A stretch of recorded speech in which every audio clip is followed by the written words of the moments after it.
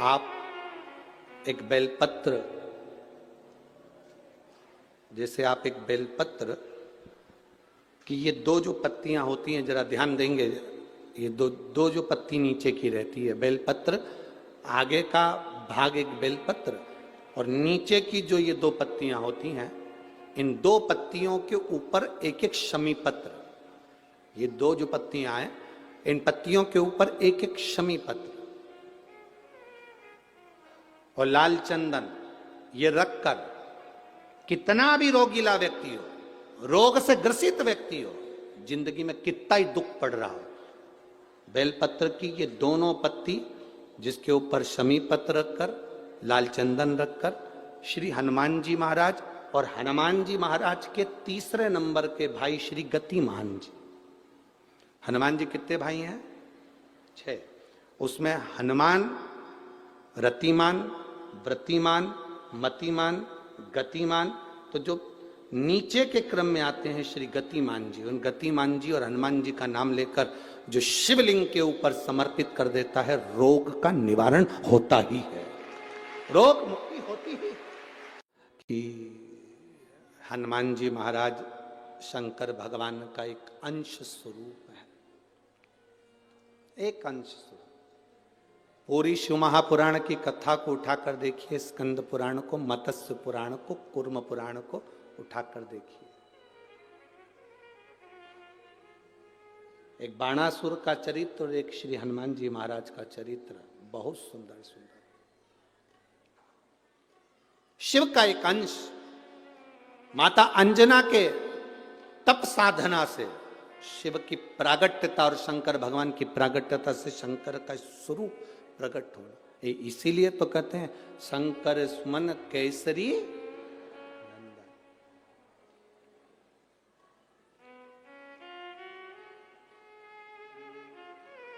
शिव का एक स्वरूप है हनुमान जी महाराज। हम तो हमेशा कहते हैं अगर आप हनुमान जी का भी दर्शन कर रहे हैं तो यह अंदाजा लगा कर रखें कि आप शंकर का दर्शन कर रहे हैं। आप शंकर का दर्शन कर रहे हैं तो यह अंदाजा लगा कर रखें कि आप हनुमान जी का दर्शन कर रहे हैं। सब एक, कोई भेद नहीं, सब एक, कोई भेद नहीं देवताओं में, कोई भेदता नहीं, सब में एक समान।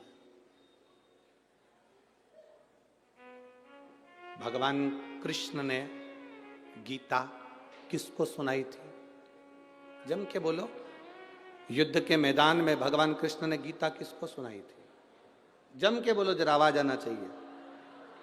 किसको सुनाई थी? अर्जुन को। पक्का लाख कर दूं? पक्का है कि अर्जुन को गीता सुनाई थी।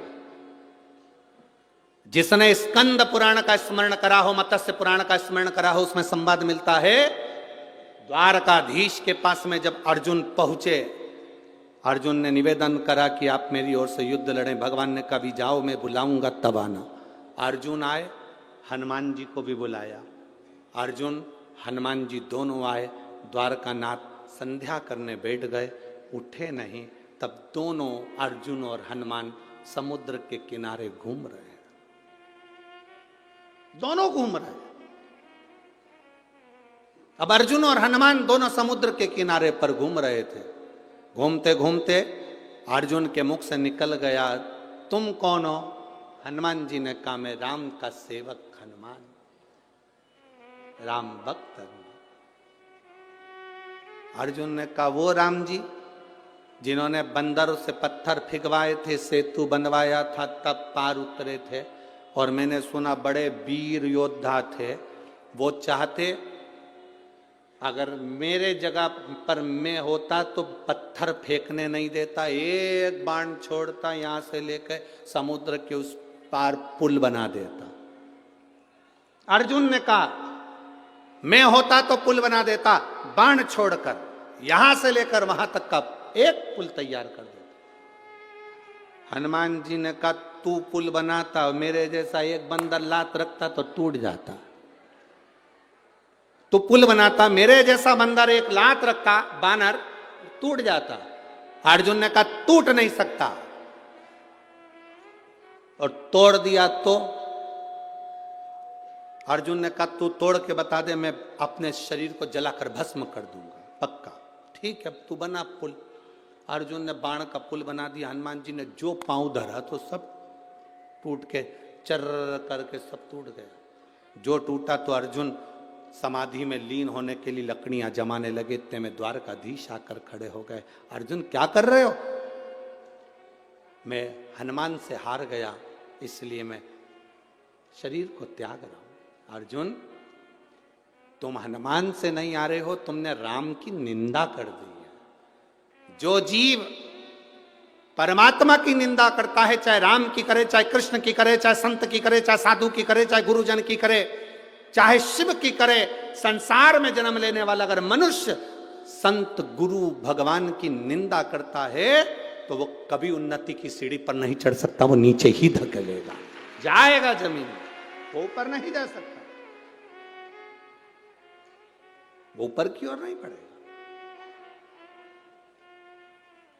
तुमने निंदा करी है, निंदा, इसका फल तो तुम्हें भोगना ही है, निंदा। इसीलिए तुम्हारा शरीर जलकर भस्म होने की तैयारी करी है। अर्जुन कहते हैं प्रभु प्रभु आप कुछ करिए। भगवान द्वारकानाथ ने फिर कहा कि अब मैंने नहीं देखा था, इसलिए वापिस पुल तैयार करा जाए। पुल तैयार करा, हनुमान जी से वो पुल नहीं टूटा तो हनुमान अपने शरीर को भस्म करने लगे। द्वारकाधीश ने कहा नहीं, और रुको, तुम भस्म नहीं करोगे, तुम अर्जुन का साथ देना, युद्ध के मैदान में अर्जुन के रथ पर तुम चढ़े रहना। हनुमान जी ने कहा मैं अर्जुन के रथ पर नहीं चढ़ सकता। क्यों? क्यों? मैं बिना सत्संग के, मैं बिना सत्संग के कहीं नहीं रह सकता। जब तक मुझे सत्संग नहीं मिले, हनुमान जी जहां कथा होती है वहां जाते हैं, कहीं सत्संग मिलेगा मैं जाऊंगा, मैं बिना सत्संग के नहीं रह सकता। भगवान कृष्ण ने कहा तुम अर्जुन का साथ दो, मैं तुम्हें कुरुक्षेत्र के मैदान में स्वयं सत्संग कराऊंगा, प्रवचन दूंगा, कथा कहूंगा, मैं स्वयं सत्संग कराऊंगा। दुनिया कहती है अर्जुन को भगवान कृष्ण ने गीता सुनाई थी। ऊपर ध्वजा में बैठे हुए श्री हनुमान जी महाराज पताका को बार बार हिलाकर कह रहे थे कब सुनाओगे सत्संग। द्वारकानाथ, मुझे सत्संग के लिए लेकर आए हो। युद्ध के मैदान में 18 दिन का युद्ध है, कम से कम एक दिन तो मुझे सत्संग का लाभ दिला दीजिए, मुझे उस युद्ध में सत्संग करा दीजिए। तब भगवान कृष्ण सिंगार रथ से नीचे उतरे। रथ से नीचे क्यों उतरे थे? अगर गीता का ज्ञान देना था तो रथ पे बैठे बैठे दे देते, पर भगवान रथ से नीचे इसलिए उतरे क्योंकि भगवान ने रथ की ओर मुख करा। प्रवचन देने वाले को भक्त की ओर मुख कर कर बोलना पड़ता है। हनुमान की ओर देखकर द्वारकाधीश ने प्रवचन दिया, गीता का ज्ञान दिया।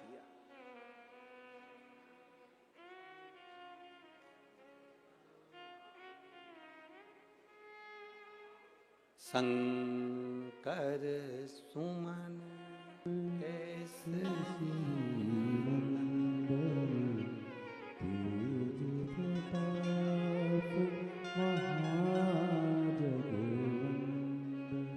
उसका एक स्वरूप है, उसको जाना, उसको पहचानना सरल नहीं है। जो हनुमान को जान गया, जो शिव को जान गया, उसकी जिंदगी सार्थक हो गई। जैसे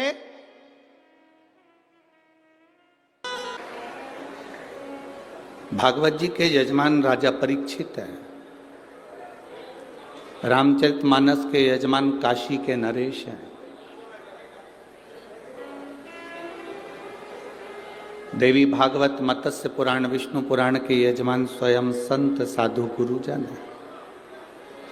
पर केवल एक शिव पुराण ऐसी होती है जिसके यजमान कोई दूसरा नहीं होता। चंचूला देवी ने स्वयं देवादिदेव महादेव से कहा कि मुझे शिव पुराण की कथा करवाना है, इसका यजमान कौन बनेगा? तब भगवान देवादिदेव महादेव कहते हैं पार्वती जी से, पार्वती तो स्वयं जाकर चंचूला जी से कहो कि इसका यजमान कोई दूसरा नहीं बन सकता, शंकर और पार्वती दोनों ही इसके यजमान बनेंगे, कोई दूसरा नहीं बन सकता। हम कहेंगे श्री अखिलेश तिवारी जी को, बाबा ने कुछ कृपा करी होगी, गुरुजी महाराज की कृपा हुई होगी और ददरवा धाम सरकार की कुछ कृपा हुई होगी, जो ये यजमान पद मिला है ये शिव की कृपा से मिला, उनकी उदारता से। और इनसे ज्यादा किस्मत वाले हो आप सब, जो अपना अपना घर छोड़कर 3 घंटे के लिए शिव भगवान की कथा श्री हनुमान जी की साक्षी में सुन रहे हैं।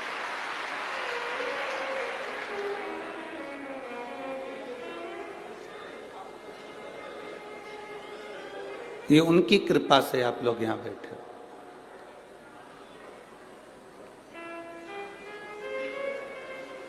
आप अगर सावधानी से श्री ददरवा धाम बालाजी के दर्शन करेंगे, श्री हनुमान जी के दर्शन करेंगे,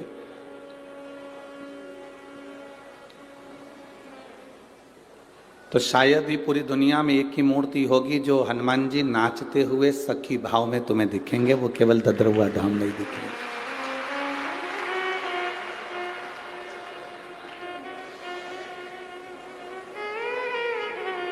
अच्छा बताओ, व्यक्ति नाचता कब है? जम के तो बोलो जरा। किसी के घर में कोई बीमार पड़ा है तब कोई नाचेगा क्या? अरे बोलो तो रे जरा जम के। ए भिंड की जीजियों जरा, और भिंड के जीजाओ, कोई घर में बीमार पड़ा है तो कोई नाचेगा? अब तुम ददरवा धाम आओ और बालाजी तुम्हें नाचते हुए दिखे तो ये नाचते क्यों है?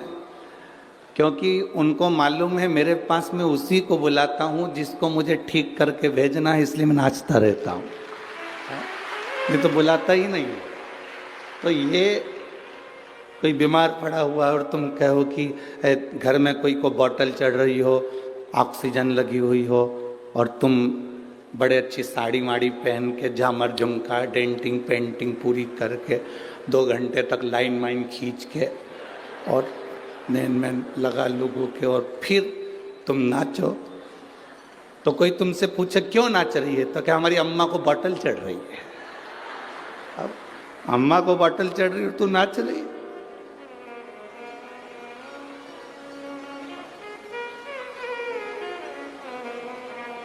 बालाजी महाराज ये नाचते इसलिए हैं कि मैं बुलाता ही उसी को हूं जिस पे मेरी कृपा होती है। वो यहां तक पहुंचता ही वो ही, नहीं तो वो तो सीधे ग्वालियर से आगरा चले जाता। वो अंदर प्रवेश ही वो करता है जिस पे मेरे को कृपा करना होती है, दया करना होती है। तो आस्था चैनल के माध्यम से जितने पूरे विश्व के शिव भक्त इस पवित्र 5 दिवसीय शंकर सुमन शिव महापुराण की कथा को सुन रहे हैं, आप सब ये अंदाजा लगा कर बैठना कि ददरवा धाम सरकार की कुछ कृपा होने वाली होगी, इसलिए शिव कथा का आनंद आप अपने अपने घर से ले रहे हैं।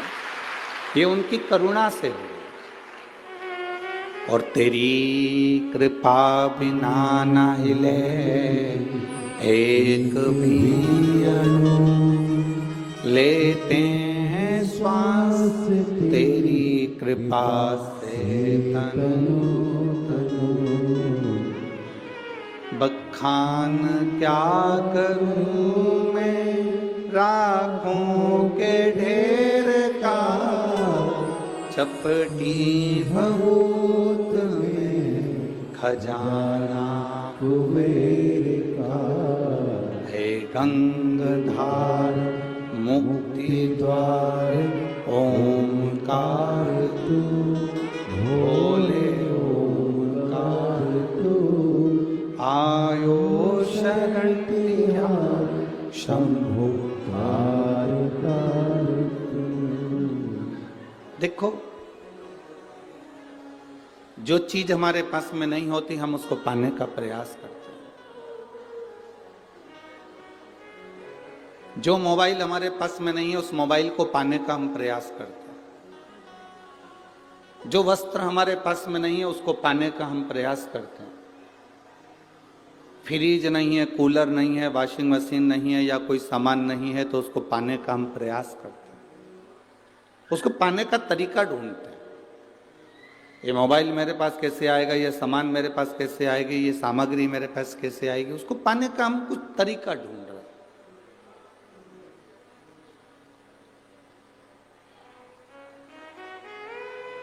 एक तरीके से अगर हमको वो मोबाइल नहीं मिलता, एक तरीके से हमारे घर में फ्रिज नहीं आता, एक तरीके से हमारे यहाँ कूलर नहीं आता, एक तरीके से हमारे यहाँ वॉशिंग मशीन या कोई सामान नहीं आता, तो हम तरीका चेंज कर देते हैं, हम दूसरा तरीका ढूंढते हैं।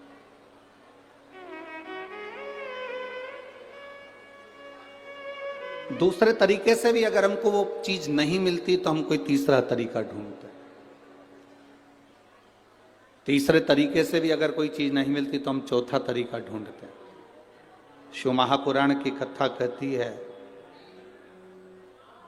अगर तुम्हारा दुख नहीं कट रहा, तुम बहुत जगह जगह जाकर धक्के खाकर आ गए और कष्ट नहीं कट रहा, तो शिव महापुराण की कथा कहती है थोड़ा सा तरीका चेंज करो, तरीका बदलो।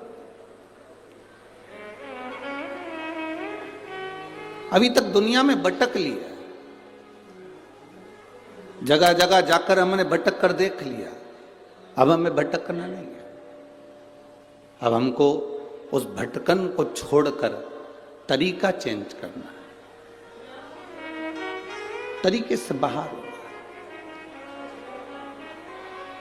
अब तरीका चेंज कर कर हम स्वयं शिव के मंदिर तक जाएं, एक लोटा जल बाबा के चरणों को चढ़ाएं और बाबा से विनती करें, हे भोलेनाथ, हे श्री बालाजी सरकार, हे शंभु, ऐसी कृपा करो मेरे जीवन का दुख कटे।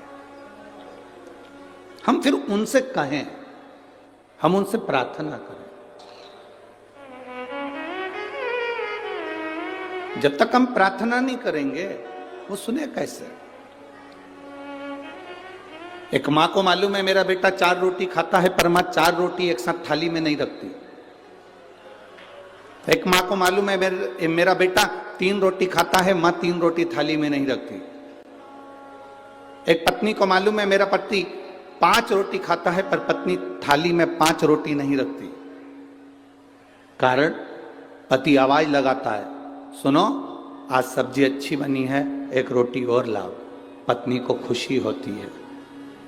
बेटा आवाज लगाता है, माँ आज दाल अच्छी बनी है, 1 रोटी और लाओ।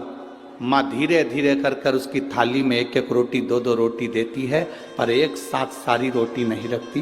पत्नी 1-1 2-2 रोटी रखकर अपने पति की थाली में देती है, पूरी रोटी नहीं रखती। उसी तरह जैसे हम अपनी माँ को पुकारते हैं, माँ 1 रोटी और लाओ, माँ को प्रसन्नता होती है। पति आवाज लगाता है पत्नी को, मुझे 1 रोटी और ला कर दो, तो पत्नी को प्रसन्नता होती है, आज मेरे पति ने अच्छे से भोजन करा, मांग कर भोजन करा, तो पति को देखकर पत्नी प्रसन्न होती है। उसी तरह जब हम देव अधिदेव महादेव के चरणों में बैठते हैं और उसके चरणों में बैठकर 1 लोटा जल समर्पित कर कर कहते हैं, बाबा मुझे ये दुख है, तो बाबा भी उसको काटने के लिए आतुर होता है। अपने दुख को दूसरे से ना कहिए, अपने दुख को अपनों से कहने का प्रयास।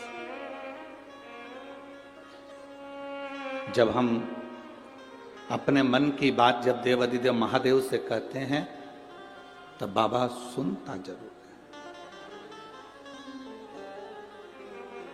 हमने जिन वस्तुओं को जोड़ा, हम सोचते हैं इसमें सुख का अनुभव हो जाएगा, तो वो सुख का अनुभव नहीं होता।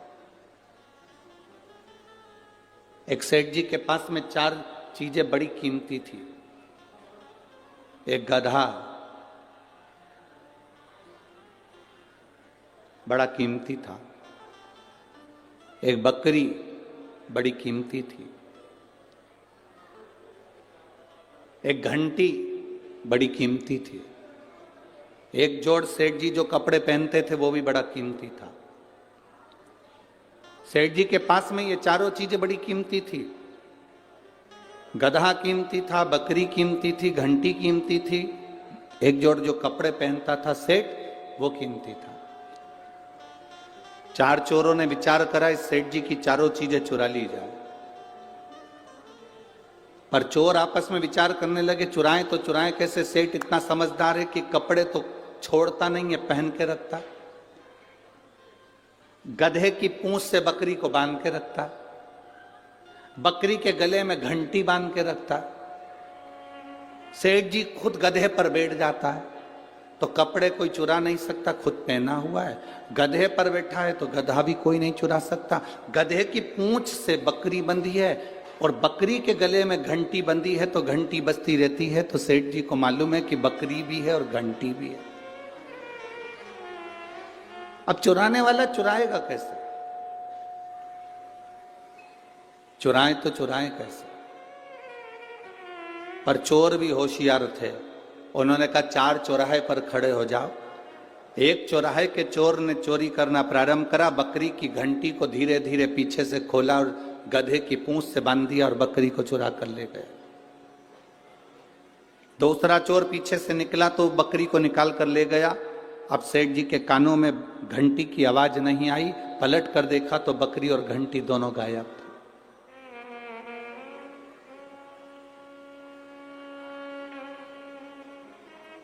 सेठ जी को बड़ा दुख हुआ, कहां ढूंढूं? इतने में तीसरा व्यक्ति आया, पूछा भैया क्या हो गया?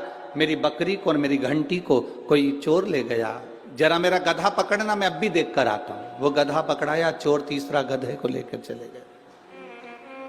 अब तन पर केवल कपड़े थे।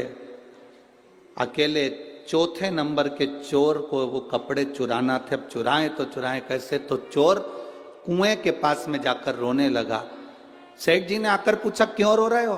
उसने कहा मेरे हीरे की तिजोरी कुएं में चली गई, मुझे तैरना नहीं आता, अगर कोई ला कर दे देगा तो आधे हीरे दे दूंगा।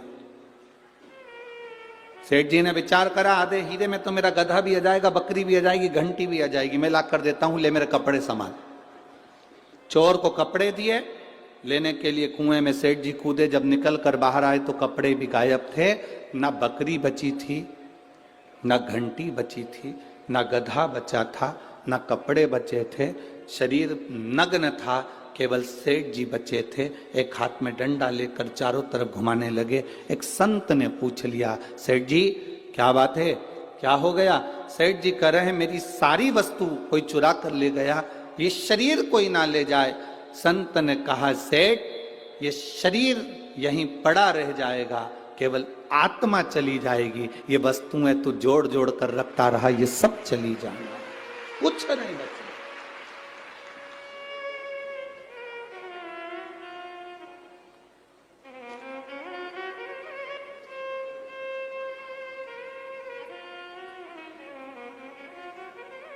हम कहते जरूर है अरे जी मेरो मन तो इतना बड़ा हो नहीं, कहते कहने वाले अरे जी मेरा मन तो इतना बढ़िया है, कोई मुझसे कोई मांगता है तो मैं दे देती हूँ। कोई ने कहा कि ये दे दो जी मैंने दे दिया, कोई कहे मुझे ये दे दो जी दे दिया।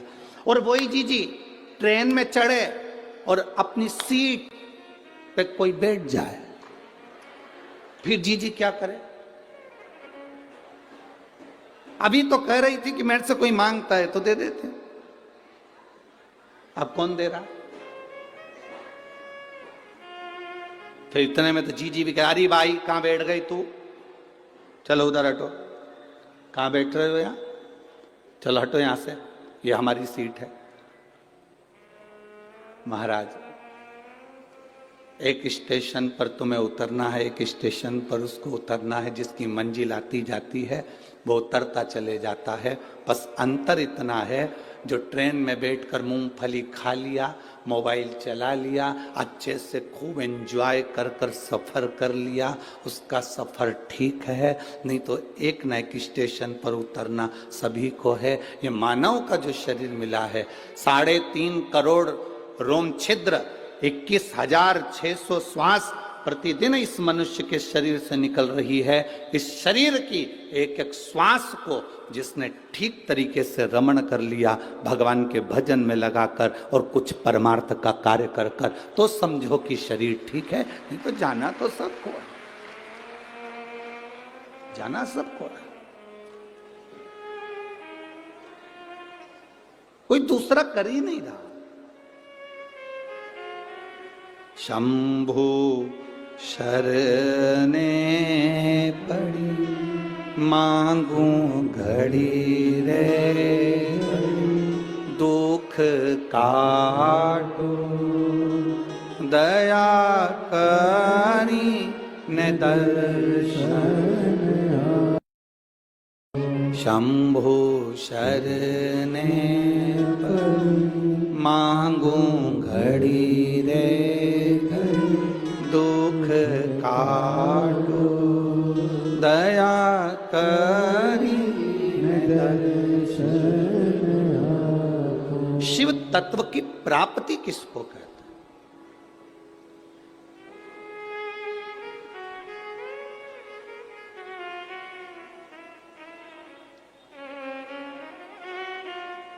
भगवान शंकर की प्राप्ति किसको कही गई? हम संसार में जन्म लेने के बाद धन को जोड़ा, संपदा को जोड़ा, जमीन को जोड़ा, सत्ता को जोड़ा, वैभव को जोड़ा, इसमें शिव तत्व की प्राप्ति नहीं है। शिव तत्व की प्राप्ति किसको कहा गया?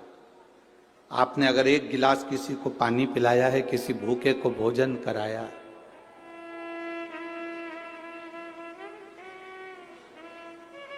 किसी भूखे को भोजन कराया, किसी प्यासे को पानी पिलाया, किसी दुखी के आंख के आंसू को आपने पोंछ दिया,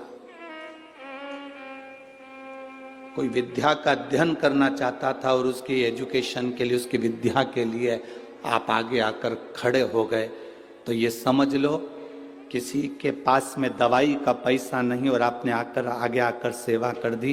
कोई प्यासे को पानी, भूखे को भोजन, किसी के जीवन में आप अगर थोड़ा सा भी सम्मिलित हो गए उसके दुख की घड़ी में, तो समझ लेना ये शंकर को जल चढ़ाने के बराबर है, शिव भक्ति के बराबर। देवराज नाम का ब्राह्मण जो चोरी का धन लेकर शंकर जी के मंदिर में प्रवेश कर जाता है, शिव जी के मंदिर में जाने के बाद में ब्राह्मण देवता आवाज लगा लगा कर रहे हैं, हर हर महादेव। बार बार हर हर महादेव कहा जाता है, बार बार हर हर महादेव कहा जाता है, और देवराज नाम के ब्राह्मण को क्रोध आता है। अब तू तो ब्राह्मण है, ब्राह्मण घर में तेरा जन्म हुआ है, उसके बाद तो तेरे मुख से हर हर महादेव निकलना चाहिए था, पर हर हर महादेव सुनते से ही देवराज नाम का ब्राह्मण चिढ़ रहा था, क्रोध आ रहा था, अपशब्द कह रहा था, ताने दे रहा था।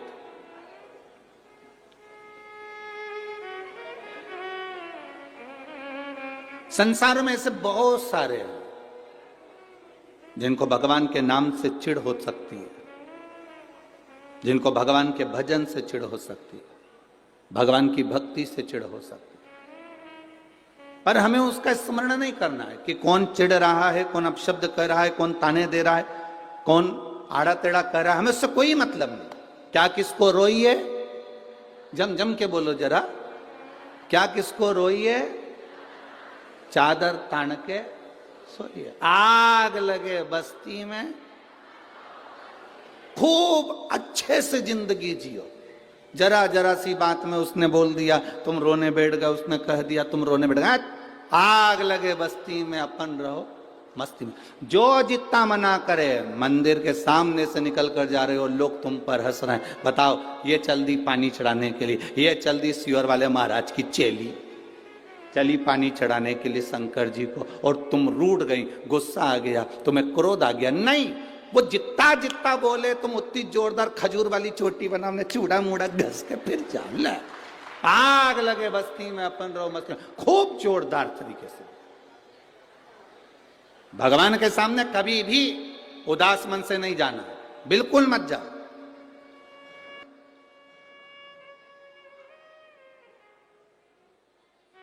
अपने यहां तो भजन में भी लोग कहते हैं, तेरे माथे मुकुट विराजे, तेरे काने कुंडल साजे, तेरे माथे मुकुट विराजे, तेरे कानों कुंडल साजे, तेरे मुख में नागर पान, अनोखी थारी जाति। ओ महारा ददरौआ सरकार अनोखी थारी, जय हो बालाजी महाराज अनोखी थारी, अनोखी थारी झांकी।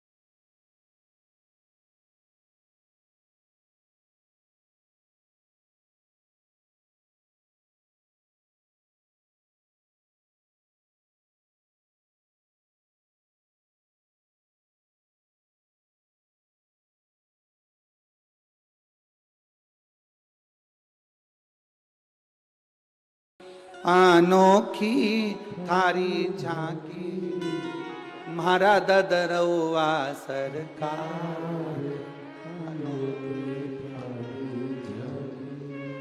मारा बालाजी महाराज अनोखी झांकी, अनोखी थारी झांकी, अनोखी थारी झांकी, अनोखी थारी झांकी, अनोखी थारी झांकी, अनोखी थारी झांकी, अनोखी थारी झांकी, अनोखी सब गाइए। अनोखी थारी झांकी मारा ददरौआ सरकार, अनोखी थारी झांकी मारा ददरौआ सरकार, अनोखी थारी झांकी, जय हो बालाजी महाराज अनोखी थारी झांकी, जय हो बालाजी महाराज अनोखी थारी झांकी। भाव से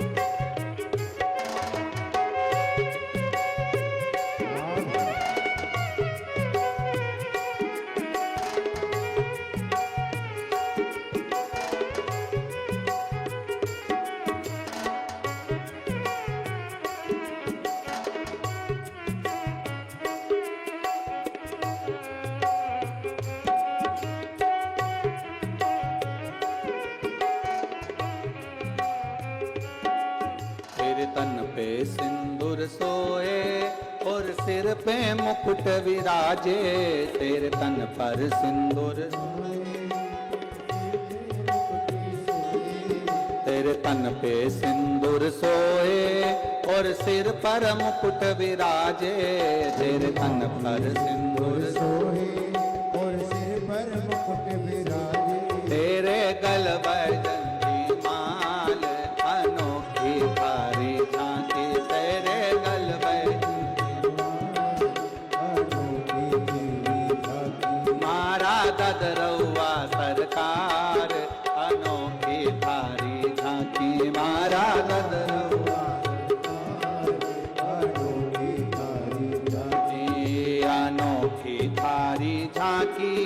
अनोखी थारी झांकी, अनोखी थारी झांकी, अनोखी थारी झांकी, अनोखी थारी झांकी, अनोखी थारी झांकी, अनोखी थारी झांकी, अनोखी थारी झांकी। मारा बालाजी सरकार अनोखी थारी झांकी, मारा बालाजी सरकार अनोखी थारी झांकी, मारा ददरौआ सरकार अनोखी थारी झांकी, मारा ददरौआ सरकार अनोखी थारी झांकी, मारा बालाजी सरकार अनोखी थारी झांकी, मारा बालाजी सरकार अनोखी थारी झांकी, मारा ददरौआ सरकार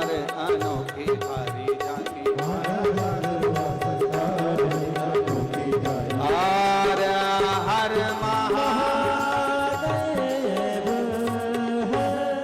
अपने स्थान पर बैठकर भगवान शिव से सुंदर बालाजी सरकार की इस पवित्र भूमि पर देवादिदेव महादेव से अपने मन की बात हृदय के साथ जुड़कर बड़े भाव के साथ बाबा से प्रार्थना करिए। जिसको मंत्र आता है,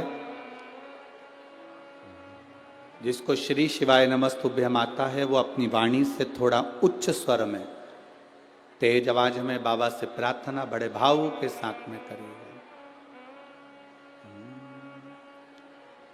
श्री शिवाय नमस्तुभ्यम, श्री शिवाय नमस्तुभ्यम, श्री शिवाय नमस्तुभ्यम, श्री शिवाय नमस्तुभ्यम, श्री शिवाय नमस्तुभ्यम। भोला सब दुख हमारा, ओ भोला सब दुख काटो शिव शंकर जपो तेरी माला, भोले बाबा जपो तेरी माला, भोला सब दुख काटो ओ भोला सब दुख काटो। वेश है मंगल मंगलकारी, वेश है मंगल मंगलकारी, शमशान वासी शमशान वासी, ओ भोला सब दुख काटो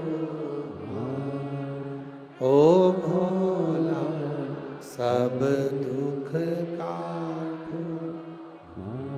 शिव कथा कर रही है, भगवान शंकर का संवाद कर रहा है। भगवान के सम्मुख में जब पहुंचो, चेहरे पर प्रसन्नता होना चाहिए, कोई दुख ना हो, कोई कष्ट ना हो। आपके चेहरे पर प्रसन्नता हो, आपके चेहरे पर स्माइल हो, आप भगवान के सामने खड़े हो, चेहरा उतरा हुआ नहीं, रोते हुए नहीं, भगवान के सम्मुख में तुम्हारी प्रसन्नता मूल है। देवराज नाम का ब्राह्मण चिढ़ रहा है, क्रोध कर रहा है, चोरी का धन उसके साथ में है, आवाज लगा रहा है, ब्राह्मण देवता चिल्ला रहे हर हर महादेव, और ये चिढ़ रहा है। उठा, बाहर गया, चोरी का धन भी साथ में ले गया। बहुत अंतर पड़ता है भोजन का भी और धन का भी, बहुत अंतर पड़ता है। जैसा खाया अन्न वैसा हो गया मन। जैसा अन्न ग्रहण करा है वैसा मन हो जाता है।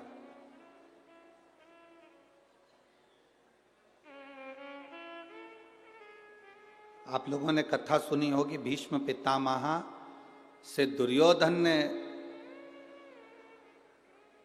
कितने कितने शब्द कहे, कितने शब्द।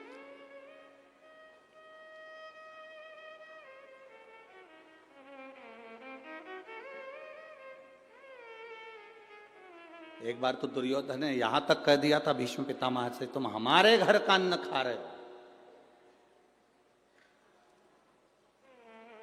और हमारे यहां का खाने के बाद भी तुम हमारा साथ नहीं दे रहे। हमारे यहां का खाने के बाद भी साथ नहीं दे रहे। भीष्म पितामह ने उसी दिन मन में सोच लिया, अगर मैंने दुर्योधन के घर का अन्न खाया है, मेरी बुद्धि इतनी जल्दी बिगड़ने वाली नहीं है। मैंने भले दुर्योधन के घर का अन्न खाया पर मेरी बुद्धि इतनी जल्दी बिगड़ने वाली नहीं है।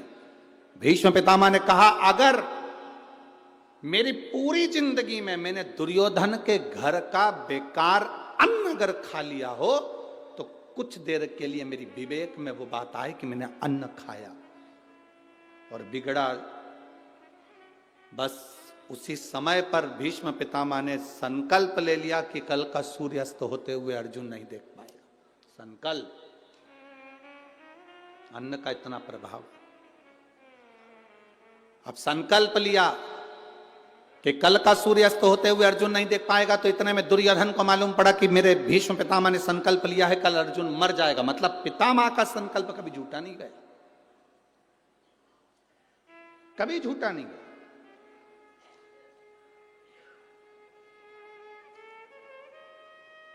दुर्योधन ने पूरे हस्तिनापुर में और पूरे युद्ध मैदान में, कुरुक्षेत्र की भूमि पर, अपने टेंट में, अपने पंडाल में अपनी ओर मोतीचूर के लड्डू बांटे। जब दुर्योधन ने मोतीचूर के लड्डू बांटे तो वो लड्डू लेकर कोई भगवान कृष्ण के दरवाजे पर उनके टेंट में पहुंच गया, उनके पंडाल में पहुंच गए। भगवान कृष्ण ने पूछा, ये लड्डू काहे के हैं? तो जो द्वारपाल लड्डू खा रहा था उसने कहा, ये बूंदी के लड्डू हैं।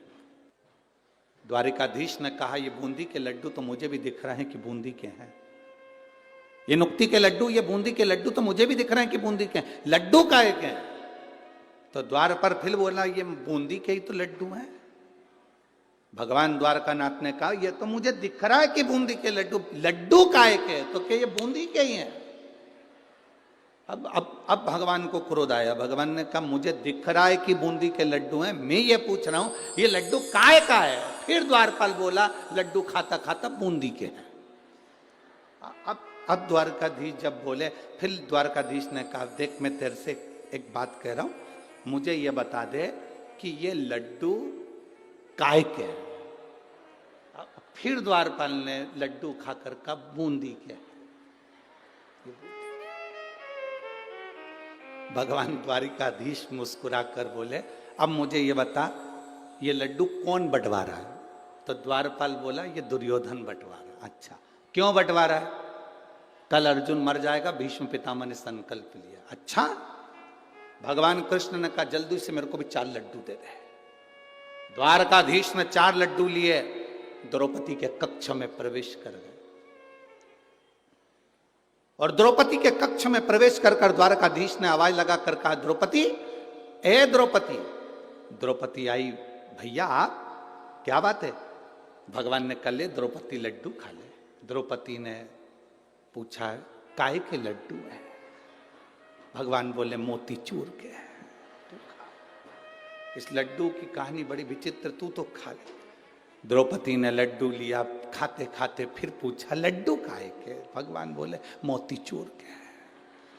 अब द्रौपदी ने पूछा, इतनी रात के 1:30-2 बज रही है रात्रि का दूसरा पहर हो रहा है और तू मुझे लड्डू खिलाने आया। आखिर ये लड्डू कौन ला कर दिया? तो कहा मेरे द्वारपाल ने दिए। क्यों दिए? कल भीष्म पितामह ने प्रतिज्ञा करी है, कल अर्जुन मर जाएगा, सूर्यास्त होते हुए नहीं देख पाएगा। तो मैंने सोचा अपनी बहन का पति मरने वाला है, कल तो मैं लड्डू आज ही खिलाया। भगवान बोले, जैसे ही बोले तो द्रौपदी ने कहा लाओ मेरे को 2 लड्डू और दो, 2 तुमने छुपा के रखे। द्वारकाधीश ने 2 लड्डू और दिए तो द्वारकानाथ ने कहा द्रौपदी तेरा पति मरने वाला और तू लड्डू खा रही है। द्रौपदी बोली जब भाई खिला रहा है तो अच्छे से खाओ, बाद में देखा जाएगा।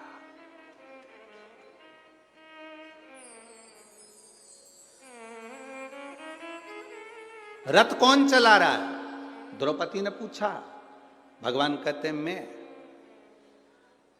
जब तुम मुझे बहन कहते हो तो वो जीजा नहीं लगता। रथ साला चला रहा है। गाड़ी साला चलाता है तो 25 बार विचार करता है, पीछे मेरे जीजा जी बैठे हैं, जीजी बैठिए आराम से चलाऊंगा। हाँ, पत्नी को लेकर चलता तो भले कहीं ठोक देता, क्योंकि उसको मालूम है ये बहुत लड़ती है, जाए तो जान दो, दूसरी मिल जाएगी। उसको क्या, एक पत्नी आई मायके से, पति बेचारा कुछ काम कर रहा था, पत्नी ने आते से पूछा क्यों जी क्या कर रहे हो? पति बोला रुपए जोड़ रहा हूं। पत्नी इतनी खुश हो गई, अपनी शादी की सालगिरह आने वाली है, तुमने कहा था मंगलसूत्र दिलाओगे इसलिए जोड़ रहे हो। पति बोला नहीं, 20 का नोट फट गया था तो जोड़ रहा हूं।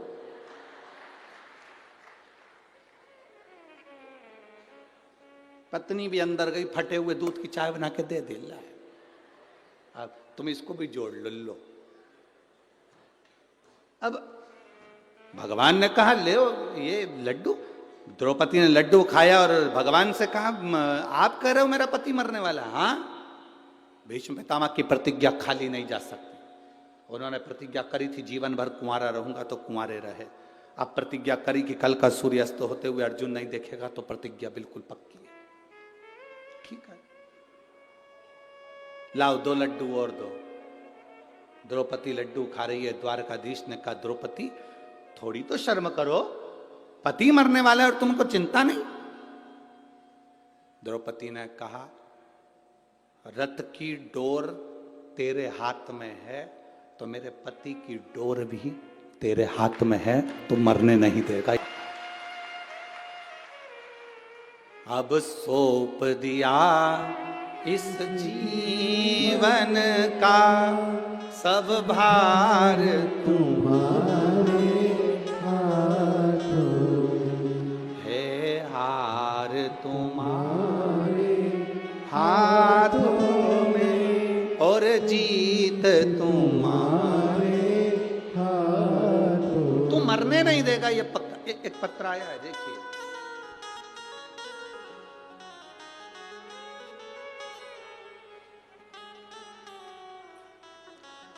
रोली तिवारी, पिता कमलेश तिवारी, निवासी ग्वालियर से हैं। कहीं बैठे हों तो हाथ हिला सकते हैं, कहीं बैठे हों तो हाथ हिलाएं। रोली तिवारी, पिता कमलेश तिवारी, निवासी ग्वालियर। जिनको पत्र पढ़ना है हमारे साथ में एलईडी पर, आस्था चैनल पर, टीवी के माध्यम से पत्र पढ़ सकते हैं। आप ही हैं? हाथ हिला दो एक बार। हाँ, दोनों हाथ ऐसे हिलाओ एक बार। ठीक है, ठीक है। रोली तिवारी, पिता कमलेश तिवारी, निवासी ग्वालियर। गुरुदेव, मेरी भाभी 2020 से अचानक बीमार हुई, जिससे उनके सीने में दर्द हुआ। दिखाया तो सीने के अंदर एक गांठ थी, चेस्ट में गांठ हुई। उस गांठ को निकाला गया, पस निकालकर उस गांठ की जांच कराने के लिए बाहर भेजा गया। जब गांठ की जांच करने के लिए बाहर भेजा, तब उस जांच में आया कि मेरी भाभी को बड़ी बीमारी हो गई, कैंसर जैसा रोग हो गया। डॉक्टर ने ऑपरेशन का बोल दिया। हमने ऑपरेशन भी करवाया, पर ऑपरेशन कराने के बाद वो बीमारी और फैलती चली गई, आराम लगना बंद हो गया। भाभी बिस्तर पे पड़ गई, खा नहीं पाती, पी नहीं पाती, बहुत बीमार रहने लगी। तब हमने, किसी ने कहा, रोज एक हमारी पड़ोसन शिव जी को जल चढ़ाने जाती है, हमने उसके कहने पर पशुपतिनाथ का व्रत किया। पर भाभी को कोई आराम नहीं मिल पाया। दूसरी बार हमने फिर पशुपति व्रत किया। पशुपति व्रत करते करते हमने भाभी को शंकर जी पे चढ़ा हुआ जल देना प्रारंभ करा। जैसे ही शिव जी पर चढ़ाया हुआ जल देना प्रारंभ करा, तीसरा पशुपति व्रत हुआ गुरुदेव, जो 2020 से पलंग पर पड़ी थी, एक अंश भी हिल नहीं सकती थी, उठ नहीं सकती थी, चल नहीं सकती थी, खा नहीं सकती थी। हम बाबा का क्या गुणगान करें गुरुदेव। बाबा बाबा है। हमने शिव जी पर जल चढ़ाकर उसको देना प्रारंभ करा और एक बेलपत्री उसको देना चालू करी। बाबा की कृपा से उसकी रिपोर्ट भी नॉर्मल आई और 16 अगस्त से उसने चलना फिरना बाबा की कृपा से चालू कर दिया। अब उसको आराम है। आराम है बाबू। हाथ हिलाइए एक बार, दोनों हाथ। हर हर महादेव। बैठिए गुरुदेव।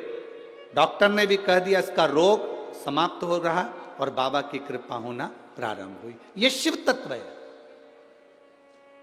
आपका विश्वास, आपका भरोसा, आपकी दृढ़ता, आप जिस विश्वास से, जिस भरोसे से शंकर भगवान को जल चढ़ाते हो, शिव उस जल को अमृत तत्व में परिवर्तन कर देते। खाली न जाता कोई दर से तुम्हारे, खाली न जाता कोई दर से तुम्हारे, मैं भी खड़ा हूँ नन्ही बाहें पसार, अपने हृदय से लगा लो, लगा लो, गिरा जा रहा हूँ, उठा लो, भोले अपने दर से अब तो न टालो, गिरी जा रही हूँ, उठा लो, उठा लो। वो कृपा जब करता है। अभी हमने कहा कि महाराज जी कथा करवाए, गुरु बाबा की कृपा हुई, यजमान पर कृपा हुई, कथा हुई, ददरुआ धाम सरकार के पावन चरणों में कथा का लाभ ले रहे हैं। हम इतना जरूर कहेंगे, अगर बालाजी ने, हनुमान जी ने तुमको यहाँ कथा सुनने के लिए बुलाया है शिव जी की, तो खाली तो नहीं जाओगे, ये झोली भरी जरूर जाओगे, निश्चित है। बोल बम का नारा है। आप उसके भरोसे पर आए, उसके विश्वास पर।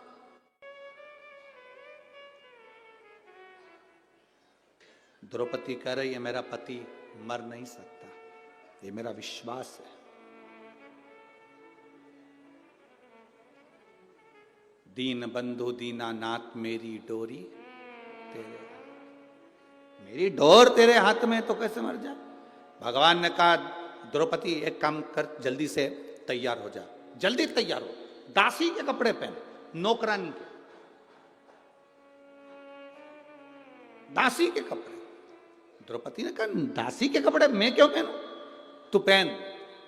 दासी के कपड़े पहनाए भगवान ने और कहा चल भीष्म पितामह के कक्ष में। पितामह को नींद नहीं आ रही होगी क्योंकि कल अर्जुन मरने वाला है, तू जाके उनके चरण छूना, आशीर्वाद लेना, वो अखंड सौभाग्यवती का आशीर्वाद तुझे दे देंगे, दे देंगे, काम खत्म, तू चल मेरे साथ। द्रौपदी दासी के कपड़े पहनकर चली, पांव में जूतियां पहन गई द्रौपदी, पांव में चप्पल पहन गई। भगवान ने आवाज लगाई द्रौपदी रुक रुक रुक, इधर जल्दी जल्दी आ। द्रौपदी ने कहा क्या भैया, चप्पल निकाल जल्दी से। द्रौपदी के पांव की जूतियों को, चप्पल को भगवान ने चप्पल में चप्पल फंसाया और काली कम्बल ओढ़कर एक वृक्ष के नीचे चप्पल का टेका लगाकर मेरा द्वारकाधीश सो गया। मेरे द्वारिका के नाथ सो गए, चप्पल का टेका लगाकर काली कम्बल ओढ़कर जो मेरा द्वारका का नाथ सोया। द्रौपदी को कहा कोई पूछे कि अंदर क्यों जा रही हो, कहना मैं दासी हूं, झूठे बर्तन उठाने जा रही हूं। चले गए। दरवाजे पर जैसे पहुंचे द्वारपालों ने मना करा, तुम कौन, दासी, मैं झूठे बर्तन उठाने में। अंदर चली गई। भीष्म पितामह खिड़की के पास खड़े थे, नींद नहीं आ रही थी। द्रौपदी ने चरण पकड़ लिए। भीष्म पितामह को लगा दुर्योधन की पत्नी रोज सुबह जल्दी स्नान करके मुझे प्रणाम करने आती है, आज और जल्दी आ गई। उनको क्या मालूम था, वो तो समझे दुर्योधन की पत्नी है, उनको क्या मालूम था कि ये द्रौपदी है। उन्होंने तुरंत जो देखा, द्रौपदी तो इतना इतना पल्लू लेकर गई थी, क्योंकि सेविका थी, दासी थी, दासी इतना पल्लू करके जाती थी राजभवन। सेविका पल्लू का फायदा कितना है? माताएं 2 बार पल्लू करती है, एक बार शादी कर कर आती है तब इतना पल्लू रखती है, क्योंकि मुंह दिखाई होती है तो सोने की रकम मिलती है। और दूसरी बार माताएं इतना पल्लू जब रखती है जब घर में कोई बुढ़ा बुढ़ी मरता है, कोई बुजुर्ग जब मरता है तब इतना पल्लू रखती है, क्योंकि आंख में आंसू तो एक भी नहीं आता, बस अंदर डिजाइन में चिल्लाती रहती है। अब बोले तो बोले क्या? पहले था पल्लू का नियम इतना, धीरे धीरे यहां आया, फिर यहां,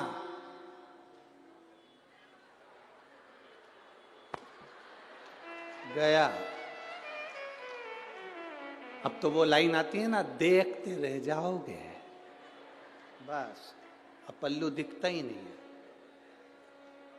आपके नजर आ गए पल्लू?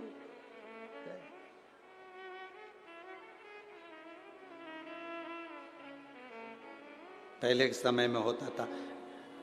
नानी बाई का मायरा सुना है आप लोगों ने? जम के तो बोलो जरा। नानी बाई के मायरे में नरसिंह मेहता की दादी मर गई थी, और नरसिंह मेहता की बड़ी भाभी इतनी चिढ़ती थी अपनी दादी सास से और नरसिंह मेहता से कि उनको धक्के मारकर बाहर निकालने को तैयार हो। तो नरसिंह मेहता की पत्नी और नरसिंह मेहता की भाभी दोनों रो रही थी। पहले नरसिंह मेहता की भाभी रोई, दादी सास से गले लगकर, इतना पल्लू कर कर। तो नरसिंह मेहता की पत्नी को लगा कि मेरी जीजी आज तक सास के सामने पल्लू यहां रखी, सास मरी तो पल्लू यहां रखी, और इतनी चिपक चिपक के रो रही है, पहली बार इतना रो रही है सास के लिए। हमेशा गाली देती थी, डुकरिया मर जाए तो अच्छा, और आज गले लग लग के रो रही है। देवरानी को समझ में नहीं आया कि जेठानी इतना क्यों रो रही है। थोड़ी देर बाद जेठानी रोते रोते उठ गई, और उठते से देवरानी से बोली अब तू रो ले, और जेठानी चली गई अंदर। जब देवरानी रोने बैठी तब समझ में आया कि जेठानी इतनी चिपक के क्यों रो रही थी। सास के कान में यहां पे सोने की मूर्तियां थी, उसको दांत से कतर रही थी, और दांत से कतर के उसको मुंह में भर लिया और मटके में ले जाके डालकर कहा जल्दी ले जाओ, जल्दी। अब कह रही है ले जाओ। वावारी दुनिया मतलब की दुनिया में किसी कौन किसका, कौन किसका। अरे आप सबको ददरुआ धाम वाले महाराज जी को धन्यवाद देना चाहिए, जो हर साल कुछ ना कुछ अच्छा आयोजन कराकर आपका जीवन का कल्याण कर दे, प्रति वर्ष। और हमें तो सुनने को मिला 27 साल से लगातार चल रहा है। ये प्रभु कृपा नहीं तो और क्या है, ये दया नहीं तो और क्या है।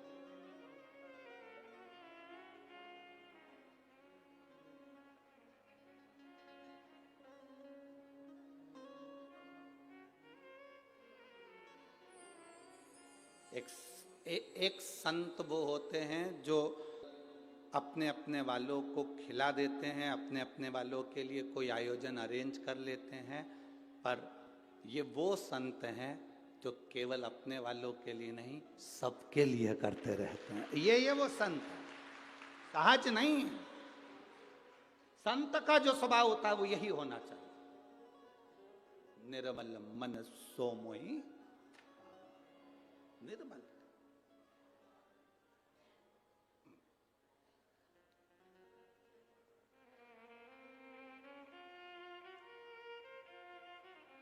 महाराज पल्लू कर कर चली गई द्रौपदी।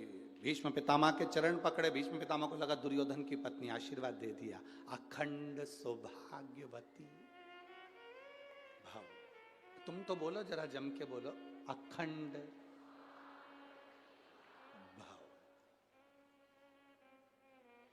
फिर से बोलो, हाथ उठा के तो बोलो, हाथ उठा के।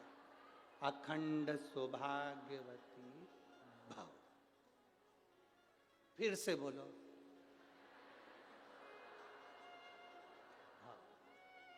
फिर हाथ उठा के बोलो जरा अच्छे से, पूरा पूरा बोलो, अखंड सौभाग्यवती भव। फिर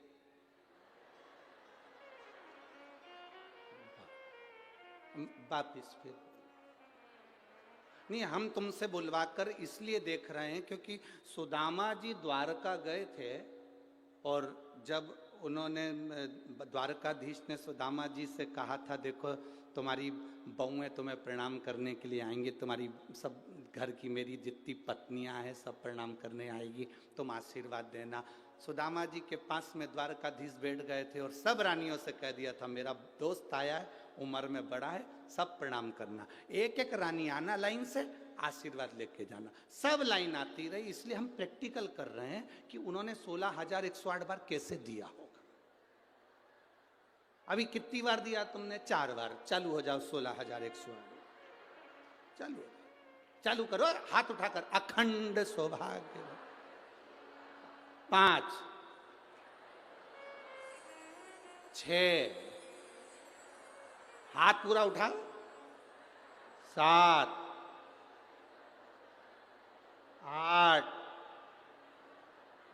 9 10। आज ददरुआ धाम में पूरी प्रैक्टिस अपने ही करना है। फिर वापिस बोलो, 11। बस सुदामा जी भी यही कर रहे थे, आशीर्वाद दे रहे थे, अखंड सौभाग्यवती भव, अखंड सौभाग्यवती भव, अखंड सौभाग्यवती भव, अखंड सौभाग्यवती भव, अखंड सौभाग्यवती भव, अखंड सौभाग्यवती भव, अखंड सौभाग्यवती भव, अखंड सौभाग्यवती भव। थोड़ी देर बाद द्वारकाधीश से पूछा, कन्हैया इधर। कन्हैया बोला, क्या तेरी है? हाँ अपनी है, चलने दे। अखंड सौभाग्यवती भव, अखंड सौभाग्यवती भव। 60-70 निकल गई। कन्हैया ये भी तेरी है? हाँ अपनी है। सौभाग्यवती भव। अखंड गायब हो गया। सौभाग्यवती भव, सौभाग्यवती भव, सौभाग्यवती भव, सौभाग्य। कन्हैया 200 और निकल गई। ये भी तेरी है? हाँ चलने दे। भव भव भव भव। कन्हैया ये भी तेरी है? हाँ कितनी है? 16,108। कन्हैया, सुदामा जी बोले, मुझे मेरे घर छोड़िया, मेरी पत्नी को अखंड सौभाग्यवती का आशीर्वाद की जरूरत पड़ जाएगी, छोड़िया मुझे, मैं नहीं दे सकता। कन्हैया बोले, अभी तो तेरी बहुएं आई हैं, इसके बाद इनके बच्चे आएंगे। तो कन्हैया ने जैसे ही कहा तो सुदामा जी ने पूछा, कितने बच्चे हैं? भगवान कृष्ण बोले, शंकर जी की कृपा से एक एक रानी से 11-11, 10 छोरा 1 छोरी, 1,77,186। सुदामा जी सिंहासन से नीचे गिर गए। रेन दे दादा, पूरा जिला यहीं बसा लिया। रेन दे तू, मेरे घर छोड़िया। तुम पूरी सुदामा जी की कथा देखना। सुदामा जी जैसे आए थे वैसे और डंडा टेक के गए, इतना दे गए। दादा, लोग कह रहे थे कि भगवान द्वारकाधीश ने 3 लोक का राज्य दिया। कोई द्वारकाधीश से पूछे सुदामा ने क्या क्या दिया, क्या नहीं दिया। अब भीष्म पितामह ने कह दिया। क्या बोले भीष्म पितामह द्रौपदी को? बोलो जम के बोलो, हम तुमसे इतना नहीं खिलवाएंगे, बोलो जम के बोलो। अखंड सौभाग्यवती भाव। जैसे ही कहा भीष्म पितामह ने, द्रौपदी ने अपना पल्लू ऊंचा करा। जैसे ऊंचा करा तो भीष्म पितामह ने कहा, द्रौपदी तू? द्रौपदी कहती है, पितामह अब तो कल देखूंगी। मेरा अखंड सौभाग्य रहता है कि अर्जुन नहीं रहता है, आपने संकल्प लिया। चली गई द्रौपदी। पितामह, नींद उड़ गई पितामह की। रात्रि को पितामह ने एक पत्र लिखा, उस पत्र को बाण पर लपेटा। भीष्म पितामह ने ध्यान लगाकर देखा, इसको यहां भेजा किसने? तब ध्यान में आया पितामह कि इसको भेजने वाला कोई दूसरा नहीं था। चप्पल का टेका लगा के काली कम्बल ओढ़ के आराम से सो गया है। अपने को बेचैन कर दिया, खुद चैन से सो गया है। बताओ, हद हो गई। इसीलिए ददरुआ धाम बालाजी महाराज ठुमका लगाते हुए दिखते हैं। खूब आनंद में आग लगे बस्ती में, अपन रहो मस्ती में। वो कहता है प्रसन्न आनंद में। दूसरे दिन युद्ध प्रारंभ हुआ। द्वारकाधीश हंस रहे थे, मुस्कुरा रहे थे, क्योंकि आज भीष्म पितामह की हालत क्या है। भीष्म पितामह देखे कि द्वारकाधीश हंस रहे हैं, उनने बाण छोड़ दिया। वो बाण द्वारकाधीश के चरणों में गया। पत्र द्वारकाधीश ने निकाला, पढ़ा। अभी तक द्वारकानाथ रो रहे थे, हंस रहे थे, अब द्वारकानाथ रोने लगे। जैसे ही रोए तो गुप्त रूप से रुक्मणी, सतभामा, जामंती, कालंदी, मित्रवृंदा, लक्ष्मणा सब आ गई। प्रभु आप रो रहे हो क्यों? भगवान ने पत्र दिया। उस पत्र में लिखा था, दीन बंधु दीनानाथ मेरी डोरी तेरे हाथ। तू केवल अर्जुन की डोरी नहीं संभाला, मेरी भी डोर संभालना। नीचे लिख दिया, मेरा प्रण ना छूटे और अखंड सौभाग्यवती होने का वर ना छूटे। अब तू निपट क्या करना है, अब तुझे निपटना है, करना क्या है, ये तेरे ऊपर निर्भर करता है, मेरे ऊपर नहीं। एक माँ ने पत्र लिखा जिसको वो बीमारी हो गई थी जो बीमारी लाखों लोगों में से एक को होती है, जिसके शरीर की नसें चौक हो जाती है, शरीर काम करना बंद कर देता, पलंग पर पटक जाता है और वो शरीर बेकार हो जाता है। एक माँ ने पत्र लिखा है इसमें।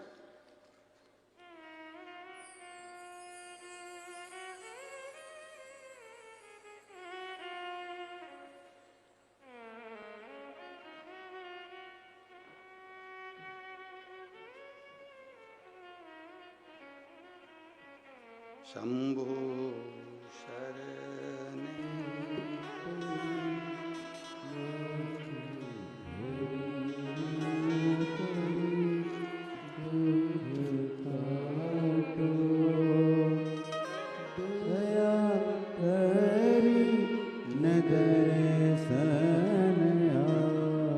पहले तो फोटो देखें एलईडी के माध्यम से, आस्था चैनल के माध्यम से। ये फोटो जो वेंटिलेटर पर पड़ा हुआ है जीप, उसका आप लोग चैनल के माध्यम से देख सकते हैं। मेरा नाम मीराबाई है, मैं पीटो पार्क ग्वालियर में रहती हूँ। कहीं बैठी हो तो हाथ हिला सकती हूँ। मेरा नाम मीराबाई है, मैं पीटो पार्क ग्वालियर में रहती हूँ। कहीं बैठी हैं आप ही हैं? दोनों हाथ हिला दो एक बार। श्री शिवाय नमस्तुभ्यं। मेरा नाम मीराबाई है, मैं पीटो पार्क ग्वालियर में रहती हूँ। गुरुजी, महादेव जी का मैं क्या गुणगान करूँ गुरुदेव। बाबा की कृपा से मैं अभी ठीक हूँ। कुछ समय पहले वर्ष 2022 में बहुत बीमार हो गई थी। उसके बाद मुझे दिल्ली के आरआर हॉस्पिटल में भर्ती किया गया था, जिसके फोटो मैंने लगाए हैं। वहाँ मुझे पता चला कि मुझे ऐसी बीमारी हो गई है जो लाखों लोगों में से किसी एक को होती है। मुझे वेंटिलेटर पर डाला गया, शरीर मेरा बेकार होता गया, शरीर से चलना फिरना खाना पीना सब बंद हो गया, जाम हो गया। करें क्या? बाबा से प्रार्थना करी। किसी ने कहा शिव पर जल चढ़ाओ। शंकर पर चढ़ाया हुआ जल शरीर पर लगाते, एक बेलपत्र मेरे पलंग के पास रख देते। बाबा का मैं क्या गुणगान करूं गुरुदेव। आज बाबा की कृपा से बचकर मैं यहाँ खड़े हूँ। ये शिव की कृपा है, शंकर की दया है। अब ठीक है बाबू, हाथ हिलाओ एक बार। हर हर महादेव। बैठिए। शिव कृपा इसी को कहते हैं। शंकर की उदारता, ये शिव की करुणा के बिना आप उसके भरोसे पर जी रहे हैं, उसके सहारे जी रहे हैं। आपने कह दिया मैं, मेरे जीवन की डोर अब तेरे हाथ में, मतलब अब वो संभाले, अब उसके ऊपर निर्भर कर।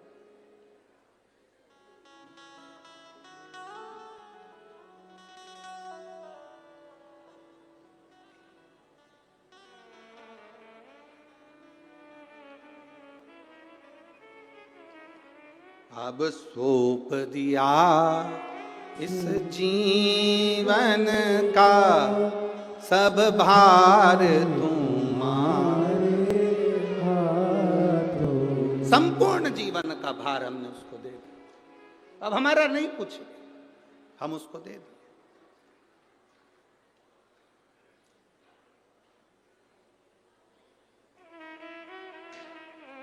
आप आए जरूर हो। अब ये ददरौआ धाम की जो भूमि है, यहाँ आसपास में कोई बहुत होटलें नहीं हैं। है क्या? जम के बोलो जरा। नहीं। कोई रहने के लिए कोई बहुत सारी व्यवस्था है क्या? नहीं। जो कुछ भी बालाजी सरकार ने गुरुजी महाराज के माध्यम से, महाराज जी के माध्यम से व्यवस्था करवाई, वो ये व्यवस्था है। अब तुम यहाँ किसी रिश्तेदार से मिलने के लिए नहीं आए। यहाँ 5 दिन तुम डेरा जमाकर डॉक्टर हनुमान जी से शिव महापुराण की कथा सुनने के लिए अगर आए हो, तो ये मेरा विश्वास कहता है, इस डॉक्टर का इलाज चालू हो गया और ये शंकर रूपी कथा का रस तत्व तुम्हारी जीवन में पहुंच गया, तो 5 दिन की कथा के बाद तुम्हें किसी डॉक्टर के पास जाने की जरूरत तो नहीं है। उसकी भक्ति करें, उसका स्मरण। एक पत्र और है, देखिए।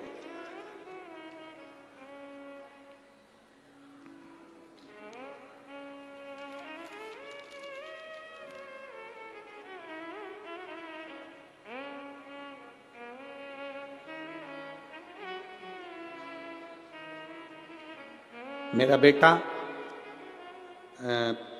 दिलीप जी त्रिपाठी, डीडी नगर, ग्वालियर। कहीं बैठे हैं? आप ही हैं? दोनों हाथ हिलाओ एक बार। श्री शिवाय नमस्ते। मैं दिलीप जी त्रिपाठी, डीडी नगर, ग्वालियर से हूं। मेरा मोबाइल नंबर यह है। मेरा बेटा प्रेरित को 2020 में ब्रेन हेमरेज हुआ था। बाबा की कृपा से भूतेश्वर महादेव का जैसा जैसा आपने अभिषेक पूजन का वर्णन किया वैसा करा। दिल्ली एम्स में उसको भर्ती करा गया। बहुत ज्यादा हालत खराब हो गई। तब शंकर को जल चढ़ाना, अभिषेक करना, पूजन करना, बाबा के भरोसे रहना। गुरुजी आप कहते हो शिव के भरोसे रहो, बाबा के भरोसे रहे। इसलिए बाबा की कृपा से मेरा बेटा ठीक होकर आ गया और बाबा की कृपा से हम यहाँ नमन करने के लिए, प्रणाम करने के लिए आए। एक बार दोनों हाथ हिलाकर हर हर महादेव। बैठिए। शिव तत्व की प्राप्ति इसी को कर। आपका भरोसा जितना दृढ़ होगा, भगवान की प्राप्ति उतनी सरलता से, उतनी सहजता से।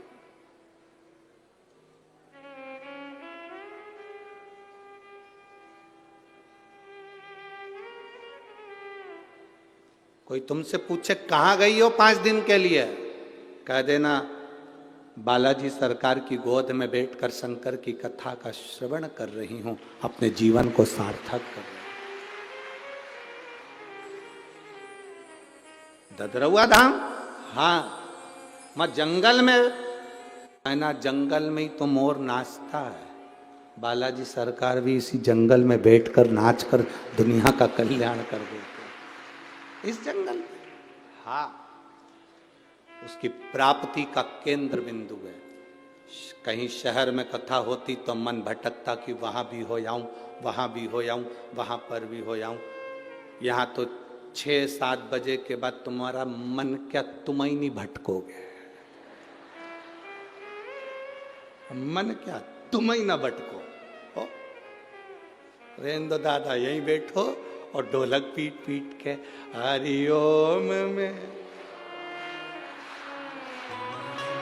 मेरा भोला नगर। अब तुम्हारा तो मन करे सो तो चल, कहाँ जाना, बस यहीं बैठे भजन करा, स्मरण करा, कीर्तन करा, मंत्र जाप करा, नाम जाप करा। 5 दिन तक जपते रहे उसका नाम, श्री शिवाय नमस्तुभ्यम बोलते रहे और अपने जीवन को सार्थक बनाते रहे। इससे बढ़कर सुख क्या है? इससे बढ़कर आनंद क्या है? लिख दिया मेरा संकल्प भी नहीं टूटना चाहिए और मेरा आशीर्वाद भी नहीं छूटना चाहिए, उसके भरोसे छोड़ दिया। रानियों ने पूछा द्वारकाधीश से, क्यों रो रहे हो? पत्र पढ़ लो। पत्र पढ़ा तो रानियों ने कह दिया, क्यों चिंता करते हो? भीष्म पितामह ने जितनी एकादशी करी शायद दुनिया में किसी ने इतनी एकादशी नहीं करी। तो भीष्म पितामह ने जो एकादशी करी उसका पुण्य भीष्म पितामह को देना। क्या करना पड़ेगा? पितामह के लिए अर्जुन से कहो बाण छोड़े, पितामह के शरीर को वो बाण छुएंगे, लगेंगे। दुनिया को लगेगा कि भीष्म पितामह बाणों की सैया पर पड़े हैं, पर भीष्म पितामह बाणों की सैया पर नहीं।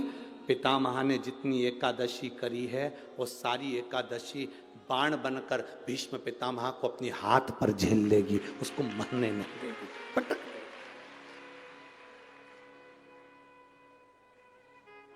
जिसको इतने सारे बाण चुभे हों उसको कितना कष्ट होगा, पर भीष्म पितामह का पूरा शरीर देखो, पूरी कथा देखो, भीष्म पितामह की महाभारत को उठाकर एक एक पर्व को पढ़कर देखना, उसमें भीष्म पितामह बड़े आनंद से बाणों की सैया पर पड़े। द्वारकाधीश पूछ रहे हैं, मरते क्यों नहीं हो? दर्द नहीं हो रहा? कष्ट नहीं हो रहा? भीष्म पितामह कह रहे हैं, मुझे तो लगता ही नहीं कि मैं बाणों की सैया पर हूं, मुझे तो लगता है जैसे मैं मेरी मां की गोद में सोया हुआ हूं, मेरी मां की गोद में सोया। एकादशी ने भीष्म पितामह को झेल कर रखा था। एकादशी शिव कथा कह रही है। कोई चिढ़ रहा है, चिढ़ने दो। कोई अपशब्द कह रहा है, कहने दो। कोई आड़ा टेढ़ा कह रहा है, कहने दो। कोई कुछ भी बोले, तुम्हें मतलब नहीं। देवराज नामक का ब्राह्मण अपशब्द कह रहा था, चिढ़ रहा था।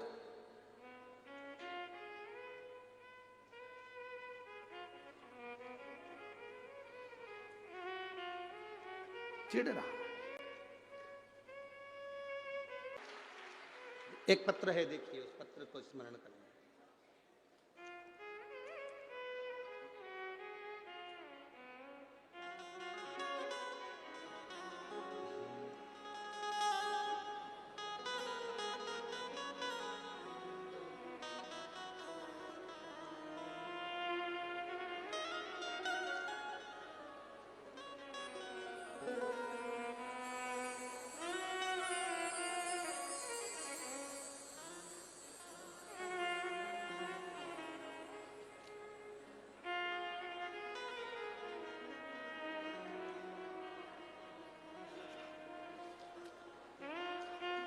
मेरा नाम रीना है और मैं इंदौर विजयनगर से आई हूँ।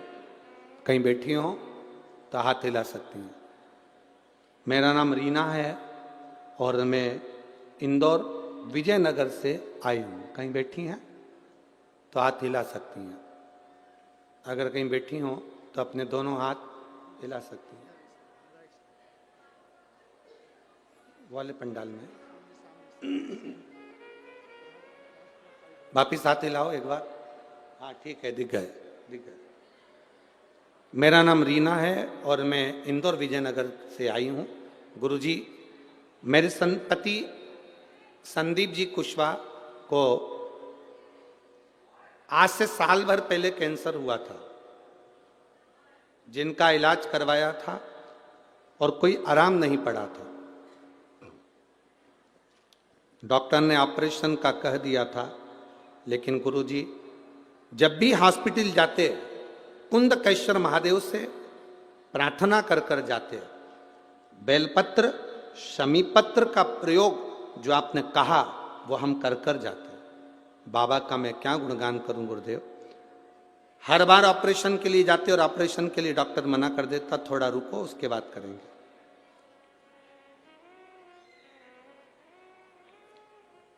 फिर ऑपरेशन के लिए गए, फिर मना कर दिया। गुरुदेव आप कथा में बोले शिव और हनुमान एक है, उसके सिवा इनमें कोई भेद नहीं है। ना शंकर में भेद है, ना हनुमान में, इनको एक माना गया। हमने बाबा से विनती करी। उसी बीच में किसी ने हमसे कहा कि आप त्रिजुगी नारायण का पानी पिलाना चालू करो। हमने पानी देना चालू करा। फिर किसी ने उसी बीच में कहा कि यहाँ ददरौआ धाम में डॉक्टर हनुमान रहते हैं, वहाँ पर 5 मंगलवार चलते हैं, उनसे भी प्रार्थना करते हैं।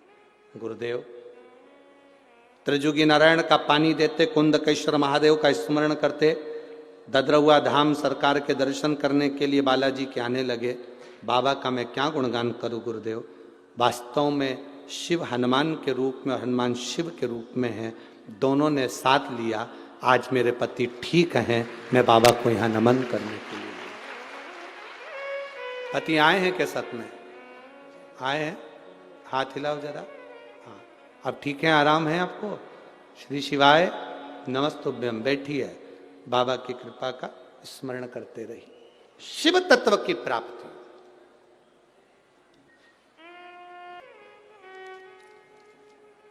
और उसके सहारे जी रहे हैं तो उसका फल मिलेगा महाराज। हम तो बाबा के सहारे, बोले बाबा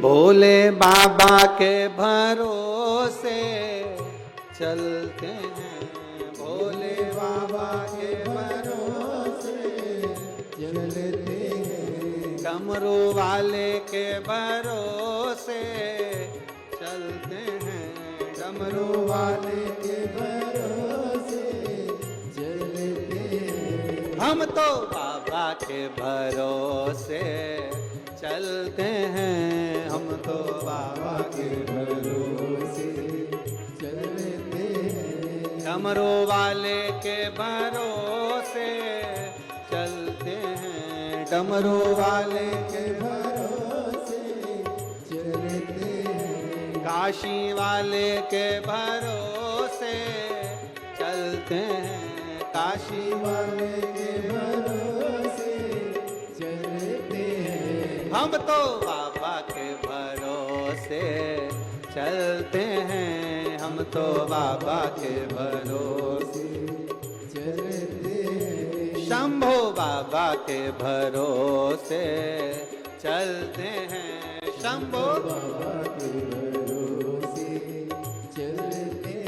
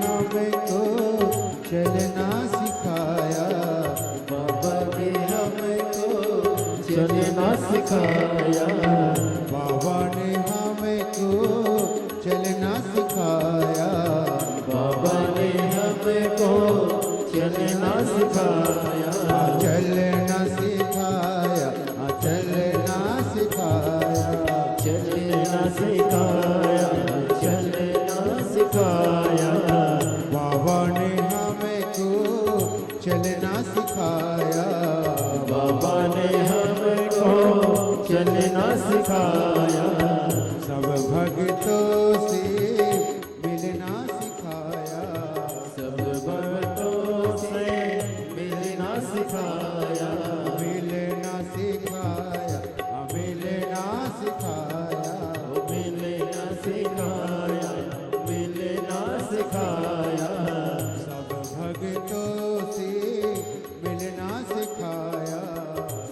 भक्तों से मिलना सिखाया तो सीना तान के चलते हैं हम तो सीना तान के चलते हैं हम तो बाबा के भरोसे चलते हैं हम तो बाबा के भरोसे चलते हैं डमरू वाले के भरोसे चलते हैं, डमरू वाले के भरोसे चलते हैं काशी वाले के भरोसे चलते हैं, काशी वाले के भरोसे चलते हैं हम तो बाबा के भरोसे चलते हैं, हम तो बाबा के भरोसे चलते हैं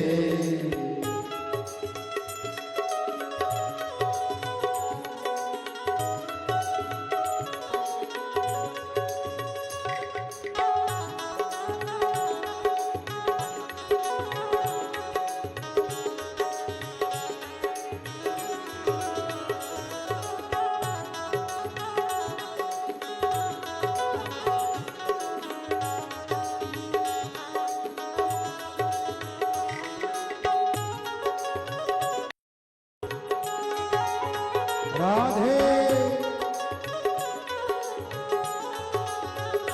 जय हो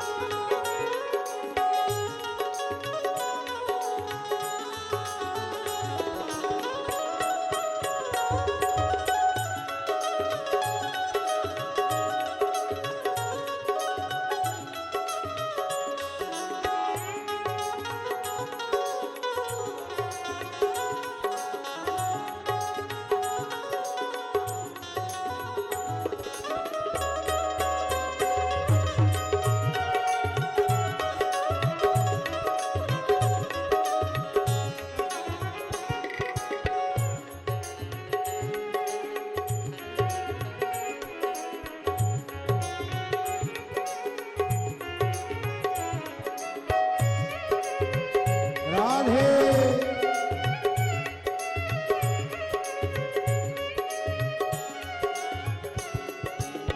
बाबा हमारा साथी कहाए बाबा हमारा साथी कहाए साथी कहाए साथी कहाए वो साथी कहाए साथी कहाए बाबा हमारा साथी कहाए बाबा हमारा साथी कहाए वन के सहारा नाती कहाए बन के सहारा नाती कहाए अनाथ कहाए अनाथ कहाए नाती कहाए नाती कहाए वन के सहारा नाती कहाए बन के सहारा नाती कहाए तो इनके भरोसे पलते हैं हम तो इनके भरोसे पलते हैं ये दुनिया वाले चलते हैं ये दुनिया वाले जलते हैं हम तो बाबा के भरोसे चलते हैं हम तो बाबा के भरोसे चलते हैं बाबा के भरोसे चलते हैं, भोले बाबा के भरोसे चलते हैं डमरू वाले के भरोसे चलते हैं, डमरू वाले के भरोसे चलते हैं हम तो बाबा के भरोसे चलते हैं, हम तो बाबा के भरोसे चलते हैं काशी वाले के भरोसे चलते हैं, काशी वाले के भरोसे चलते हैं संभो पीछे वाले भी दोनों हाथों से बड़े भाव के साथ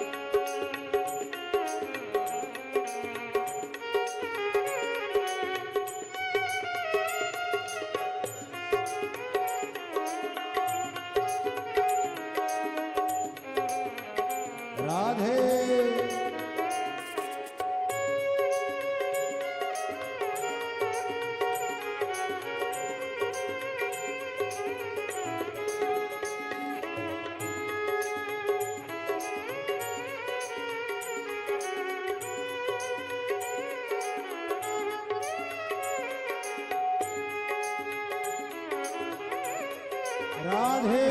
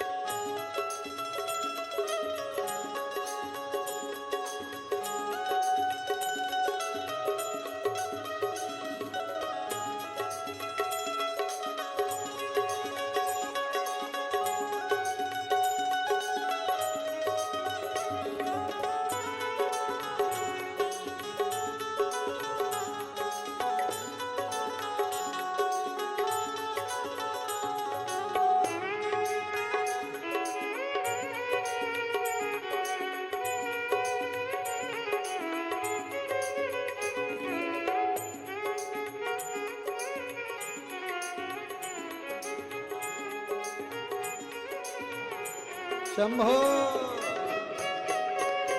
राधे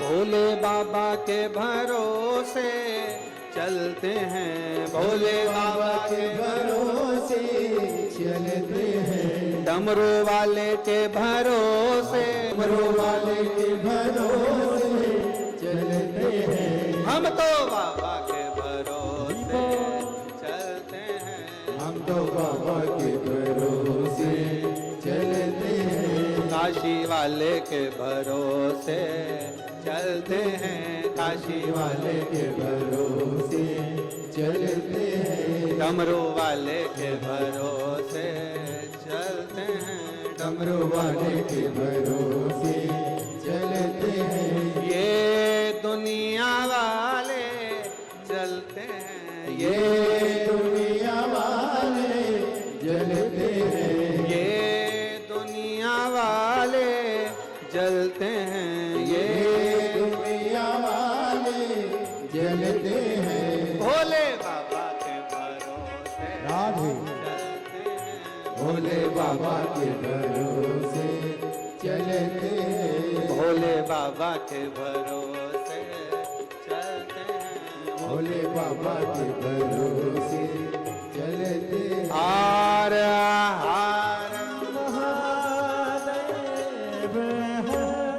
अपने स्थान पर बैठकर भगवान शिव जी से अपने मन की बात सुंदर बालाजी सरकार की पवित्र भूमि ददरुआ धाम के इस पवित्र प्रांगण में सुंदर शिव महापुराण की कथा के आनंद में बाबा से अपने मन की बात अवश्य करें।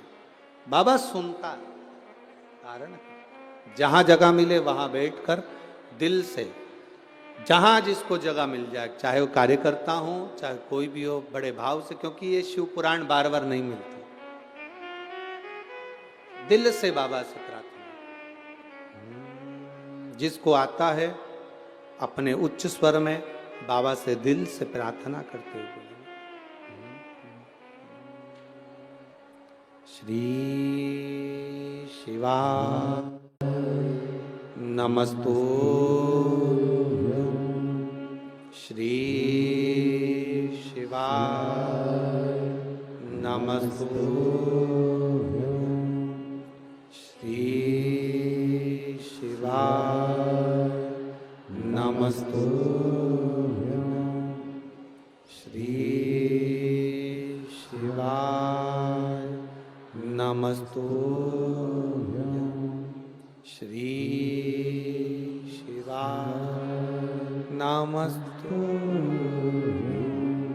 भोला सब दुख काटो हमारा, ओ भोला सब दुख काटो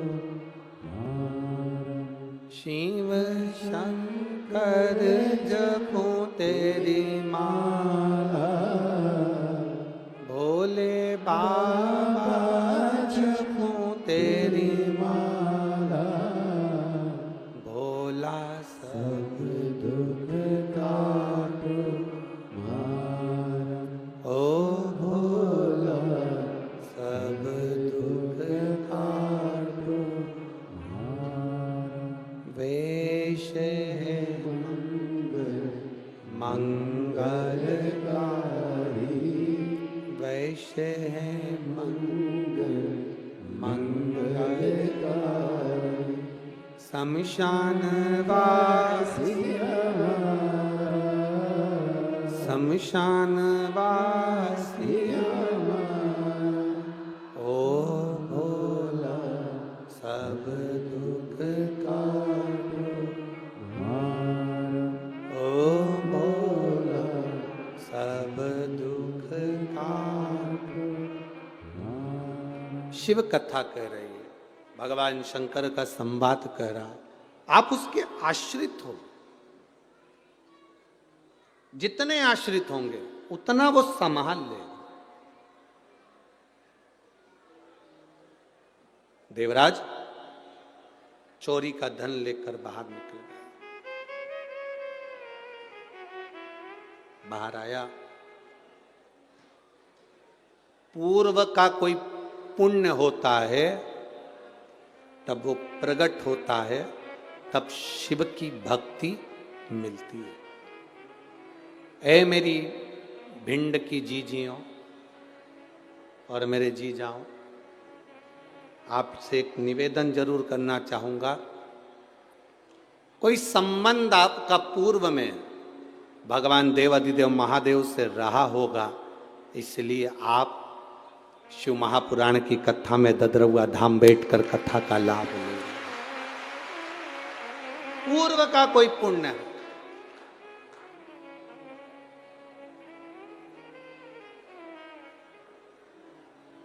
अच्छा एक बात बताओ, जो लोहा होता है इस लोहे को कीचड़ में पटक दो और पारसमणि उस पे छुआओगे तो लोहा सोना बनेगा कि नहीं बनेगा? बनेगा ना, भले वो कीचड़ क्यों ना लगाओ। पारसमणि उसको छुआई, पारसमणि छूते ही लोहा भले कीचड़ में पड़ा हो, गंदगी में पड़ा हो, बेकार जगह पड़ा हो, पर पारसमणि छूती है और लोहा सोना बन जाता है। उसी तरह हम भले काम में डूबे हों, लोभ में डूबे हों, आसक्ति में डूबे हों, वासना में डूबे हों, तृष्णा में डूबे हों, हम भले कैसे भी हों, जब मेरे भोले बाबा की कथा का स्पर्श आपको होता है तो आप भी सोना बन जाते हो, निखर जाते हो। आप भी सोना बन गए, निखर गए, प्राप्त हुआ फल। शिव कथा कह रही है, भगवान शंकर का संवाद कर रहा है, शिव महापुराण की कथा कर रही है। देवराज को लगा कि आखिर इतना क्रोध, इतना चिड़चिड़ प्रवृत्ति, इतना विचार गलत। शिव मंदिर से बाहर आया, धन था, एक भोजन और एक धन। भोजन पच रहा हो तो समझ लिए कि प्रभु की कृपा है, और धन भी सही जगह पर लग रहा हो तो समझ लो प्रभु की कृपा है। प्रभु कृपा। हम ये जजमान जो परिवार बने हैं, श्री अखिलेश तिवारी जी, इनको धन्यवाद इस बात का देंगे कि देखो, भगवान धन देता है तो कहीं ना कहीं गलत जगह पर व्यक्ति को पहुंचाता है, पर किसी सद्गुरु की शरणागति मिल जाती है तो धन भी सही जगह पर लगना प्रारंभ हो जाता है और जीवन की सार्थकता बन जाती है। जीवन की सार्थकता बन जाती है। आप लोग आए हो कथा सुनने के लिए, जब यहाँ शिव महापुराण की 4 बजे आरती हो और आरती के बाद जब आप अपने अपने घर को जाओ, हम तो निवेदन कर सकते हैं, आगे आपकी मर्जी हो जैसा। जब आप 4 बजे यहाँ से घर की ओर जाओ, आरती में जब कर्पूर गौरम हो, उसके बाद में जब आप यहाँ से जाओ तो उस भूमि को प्रणाम कर कर उसकी रज को अपने हृदय से लगाकर अपने घर जरूर जाना।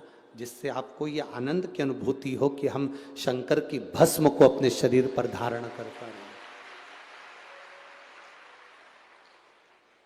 क्या मिलता है वो जान सकता है, क्या देगा वो जाने, ये उसके ऊपर नहीं। एक लड़के ने लिखा,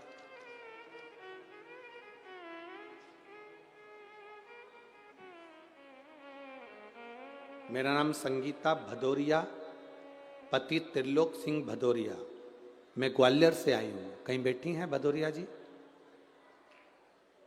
कहीं बैठे हो तो हाथ हिला सकते हैं। आप ही हैं? हाँ, दोनों हाथ ऐसे हिलाओ। ठीक है, वापिस हाथ हिलाइए। मैं संगीता भदौरिया, पति त्रिलोक सिंह भदौरिया, ग्वालियर से हूं। मेरा बेटा जोगेश भदौरिया 2 साल से नौकरी के लिए तैयारी कर रहा था, पर होता नहीं था। हमने कथा सुनना प्रारंभ करी, बाबा से प्रार्थना करा। दतिया का स्मरण कथा में, गुरुजी आप कहते हो कि पंडाल में बैठकर जो मांगा जाता है वो बाबा देता जरूर है। एक पत्र और है जिसमें भी इनने लिखा है पंडाल में बैठकर कथा सुनने का क्या लाभ है। सुमन शर्मा, पति स्वर्गीय शैलेंद्र शर्मा, ग्राम सिमराव, ठीक है, सिमराव ही है, हाँ ठीक है, आप लोग समझ गए ना। सिमराव जिला भिंड से है। कहीं बैठी हैं? कहीं बैठे हो तो हाथ हिला सकते हैं। इधर है क्या? हाथ हिला एक बार। श्री शिवाय नमस्तुभ्यं। इनका भी पत्र है, इन्होंने भी लिखा, गुरुदेव भरोसा नहीं था कि पंडाल में बैठकर कथा सुनकर आरती की रज धारण कर कर कोई कथा के पंडाल में जो विनती करे क्या वो पूरी होती है। पर मैं छाती ठोक कर कहती हूं, दतिया की कथा में बाबा से प्रार्थना कर कर आई थी और मेरी जो मनोकामना थी बाबा ने पूरी कर दी, इसलिए मैं बाबा को प्रणाम कर रहा हूं। इन्होंने भी अपने पत्र में लिखा है, ये तो लिख ही रही और उन्होंने जो प्रार्थना करी थी उसकी पत्रिका भी लगाकर भेज दी है। शादी की बधाई हो आपको, बहुत बहुत शिव कृपा। बैठिए। और इन्होंने भी अपने पत्र में यही लिखा है, पंडाल में कथा सुनने का क्या फल है ये बाबा ही जानते हैं, पशुपति व्रत का क्या फल है बाबा जानते हैं। मेरे बेटे ने कहा क्या कथा सुनने से, मैंने अपने बेटे से कहा कि गुरुजी कहते हैं मेहनत कर, कर्म कर, और जितनी मेहनत कर सकता है वो कर। और शंकर जी को 1 लोटा जल चढ़ा। 2 साल से अगर तू सफल नहीं हुआ तब की साल जरूर सफल होगा। और बाबा पे भरोसा रखकर मैंने बाबा से विनती करी, कथा सुनी और बाबा से कहकर आई, बाबा मेरे बेटे का कहीं ना कहीं सरकारी नौकरी लगा देना। मैं बाबा का क्या गुणगान करूं गुरुदेव। कथा के पंडाल में बैठकर जो कथा सुनी जाती है उसका फल ये मिला कि मेरे बेटे का सरकारी नौकरी लग गई, CISF में उसकी पोस्टिंग हो गई और वो छत्तीसगढ़ भिलाई सेंटर में ट्रेनिंग कर रहा है। मैं बाबा को यहाँ नमन करने आई। बधाई हो आपको, एक बार हाथ हिला दो। श्री शिवाय नमस्ते। क्या मिलेगा ये वो जान सकता, क्या देगा मेरा बाबा ये उसके ऊपर निर्भर करता।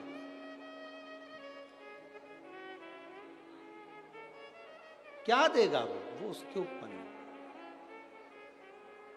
अरे मेरे भोले तेरा सहारा है, मेरी नैया का तू किनारा है, मेरी नैया का तू किनारा है। शिव कथा कहती है महाराज, देवराज मंदिर से बाहर आ गया, धन ठीक नहीं था इसलिए मन भी नहीं लग रहा था। जैसा खाया अन्न, जम के बोलो वैसा हो गया, जैसा पियो पानी वैसी हो गई वाणी। जो चोट्टा होता है, आपके पास में भी अनजाना व्यक्ति कोई बैठा हो, अपन को क्या मालूम।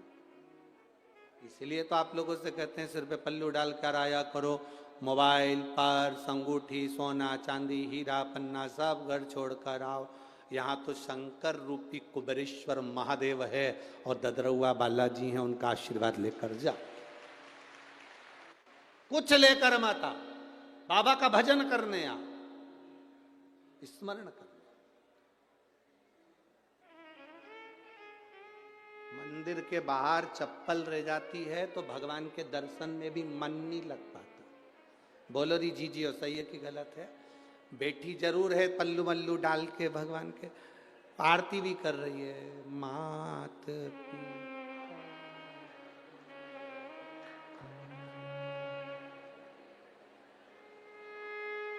मालूम पड़ा ले गया।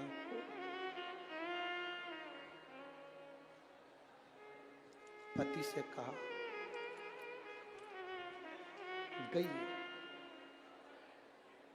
अब पत्नी फिर बोली शरण गऊं किसकी, अपनी तो गई, अब मैं किसकी ले जाऊं?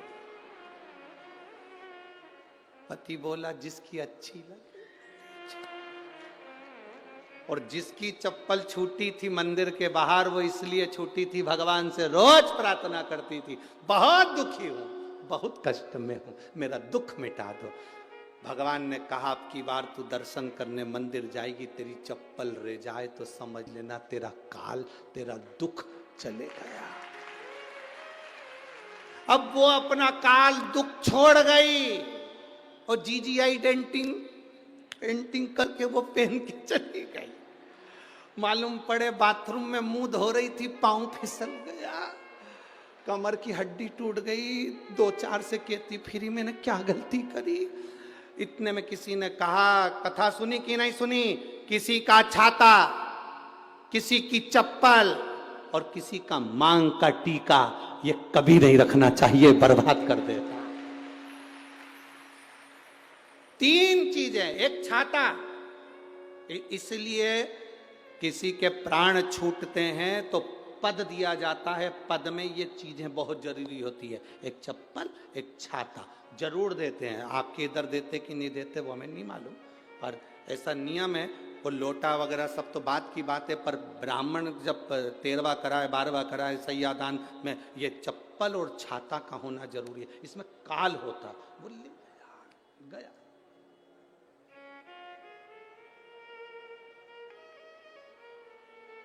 दे दिया, बहुत जरूरी। देवराज के भीतर वो जो धन रखा था, उसके कारण देवराज की चित्तवृत्ति ठीक नहीं हो पा रही थी, वो धन के कारण। अब देवराज की चित्तवृत्ति ठीक नहीं हो रही थी, इसलिए देवराज धन को लेकर बेलपत्री के वृक्ष के नीचे आया। उसको नहीं मालूम कि बेलपत्री का पेड़ है, उसको ज्ञात ही नहीं, उसके स्मरण में नहीं।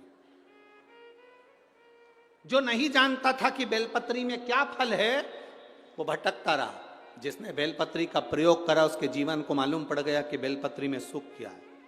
जो शंकर भगवान पे चढ़े हुए जल के महत्व को नहीं जानता था, वो चढ़ाकर चले जाता था, पर जिसने शिव महापुराण की कथा को जब से सुनना चालू करा, शंकर भगवान पे चढ़े हुए जल का आचमन करना प्रारंभ करा, तब मालूम पड़ा कि शंकर के जल का क्या प्रभाव है।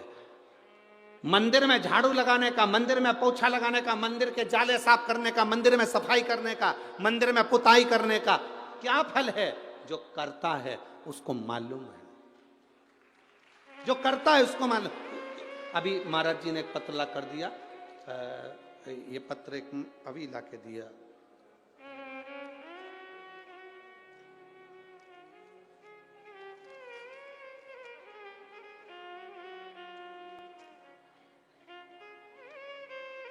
पता है पूनम, डॉक्टर पवन मिश्रा, ग्राम पोस्ट गंगहेला, जालौन।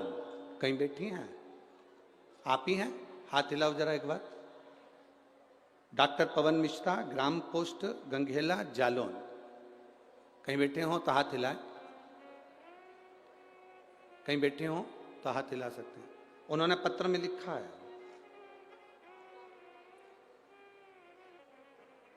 मेरे पति कई वर्षों से नौकरी की तलाश में लगे थे, अच्छी पढ़ाई के बावजूद भी उनको असफलता मिलती थी। मैं गुरुदेव किसी के कहने पर पशुपतिनाथ का व्रत किया, शिव जी को जल चढ़ाना प्रारंभ करा, बेलपत्र का प्रयोग करा। शमी पत्र और बेलपत्र अशोक सुंदरी वाली जगह पर चढ़ाना प्रारंभ करा। टीवी के सामने बैठकर कथा सुनती, आसन लगाकर बाबा से प्रार्थना करती, गुरुदेव। आसन लगाकर कथा सुनने के बाद आरती होती, आरती के बाद उठकर जाती, बाबा से प्रार्थना करती, आप इतना सबका भला करते हो तो मुझे क्यों छोड़ दिया। मैं बाबा को यहाँ इसलिए आई हूँ इस ददरुआ धाम पर कथा सुनने के लिए कि मेरे बाबा ने मेरे पति को सरकारी नौकरी शिक्षक पद में दे दी है। मैं बाबा को धन्यवाद देने के लिए। शिव कृपा औघड़दानी शंभु इसी को कहते। आपका विश्वास जितना दृढ़ होगा। धन है, चोरी का धन लाया था, बेलपत्र की पेड़ की छांव में आया, उस चोरी के धन ने असर नहीं करा। तब माँ जो जल चढ़ाती थी उसका पुण्य इसके खाते में आया और इसको भगवान शंकर लेने के लिए आए, परम धाम मिल गया। आगे वर्णन आता है, बिंदुक नाम का ब्राह्मण जल में डूब कर मर गया। चोर था, वो भी चोरी कर रहा था, जल में डूबा मर गया। धर्मपत्नी चंचुला देवी ने अपने पति बिंदुक के प्रेत योनि से मुक्ति के लिए काशी में दर्शन करने के लिए, काशी में जब गई तो मन नहीं लग रहा था भगवान की कथा में। भगवान की कथा में मन लगाना जरा कठिन है। ये मन को बांध कर भगवान के चरणों में ले जाना पड़ता है। कोई भगवान के चरणों में ये मन वैसे ही नहीं जाता। आप में से कितने लोग हैं जिनका मन कभी कभी शमशान घूमने का करता हो? अरे बोलो तो जम के, है कोई ऐसा? जितने बैठे हैं सबका मन होटल में घूमने का करेगा, सबका मन दिल्ली घूमने का करेगा, बाहर घूमने का करेगा, यहां घूमने का करेगा, वहां घूमने का करेगा, पर संसार का कोई व्यक्ति ऐसा नहीं होगा जिसका मन शमशान में घूमने का करेगा। चलो आज मेरा मन बहुत अच्छा है तो मैं शमशान में घूम के आता हूं। कौन का मन करता? कोई नहीं जाता। मुर्दे को भी ले जाते हैं तो बांध कर लेकर जाते हैं, क्योंकि लोगों को टेंशन रहता है, भग गया तो उसकी भी चिंता रहती, इसलिए बांध कर ले जाते। भगवान के शंकर के द्वार पर शमशान में अगर किसी को ले जा रहे हैं तो बांध कर ले जा रहे हैं। उसी तरह जब भगवान की कथा में जाओ तो इस मन को बांध कर ले जाना पड़ेगा। 5 दिन की कथा में पहला दिन हो, दूसरा दिन हो, इस मन को खींच कर लाना पड़ेगा। चल कथा में चल, पर ये मन थोड़ी थोड़ी देर में घड़ी पर जाएगा। दूध निकालना है, 3:30 बज गई है, जाऊं मैं, भैंस इंतजार कर रही होगी, मैं जाऊं। 3:45 बज गई, घर जाऊं, फिर पानी का मौसम हो गया, अंधेरा हो गया, तो फिर मन आया अब तो एक काम करती हूँ, उठी जाती हूँ। जो उठी पड़ोसन को कोनी मार,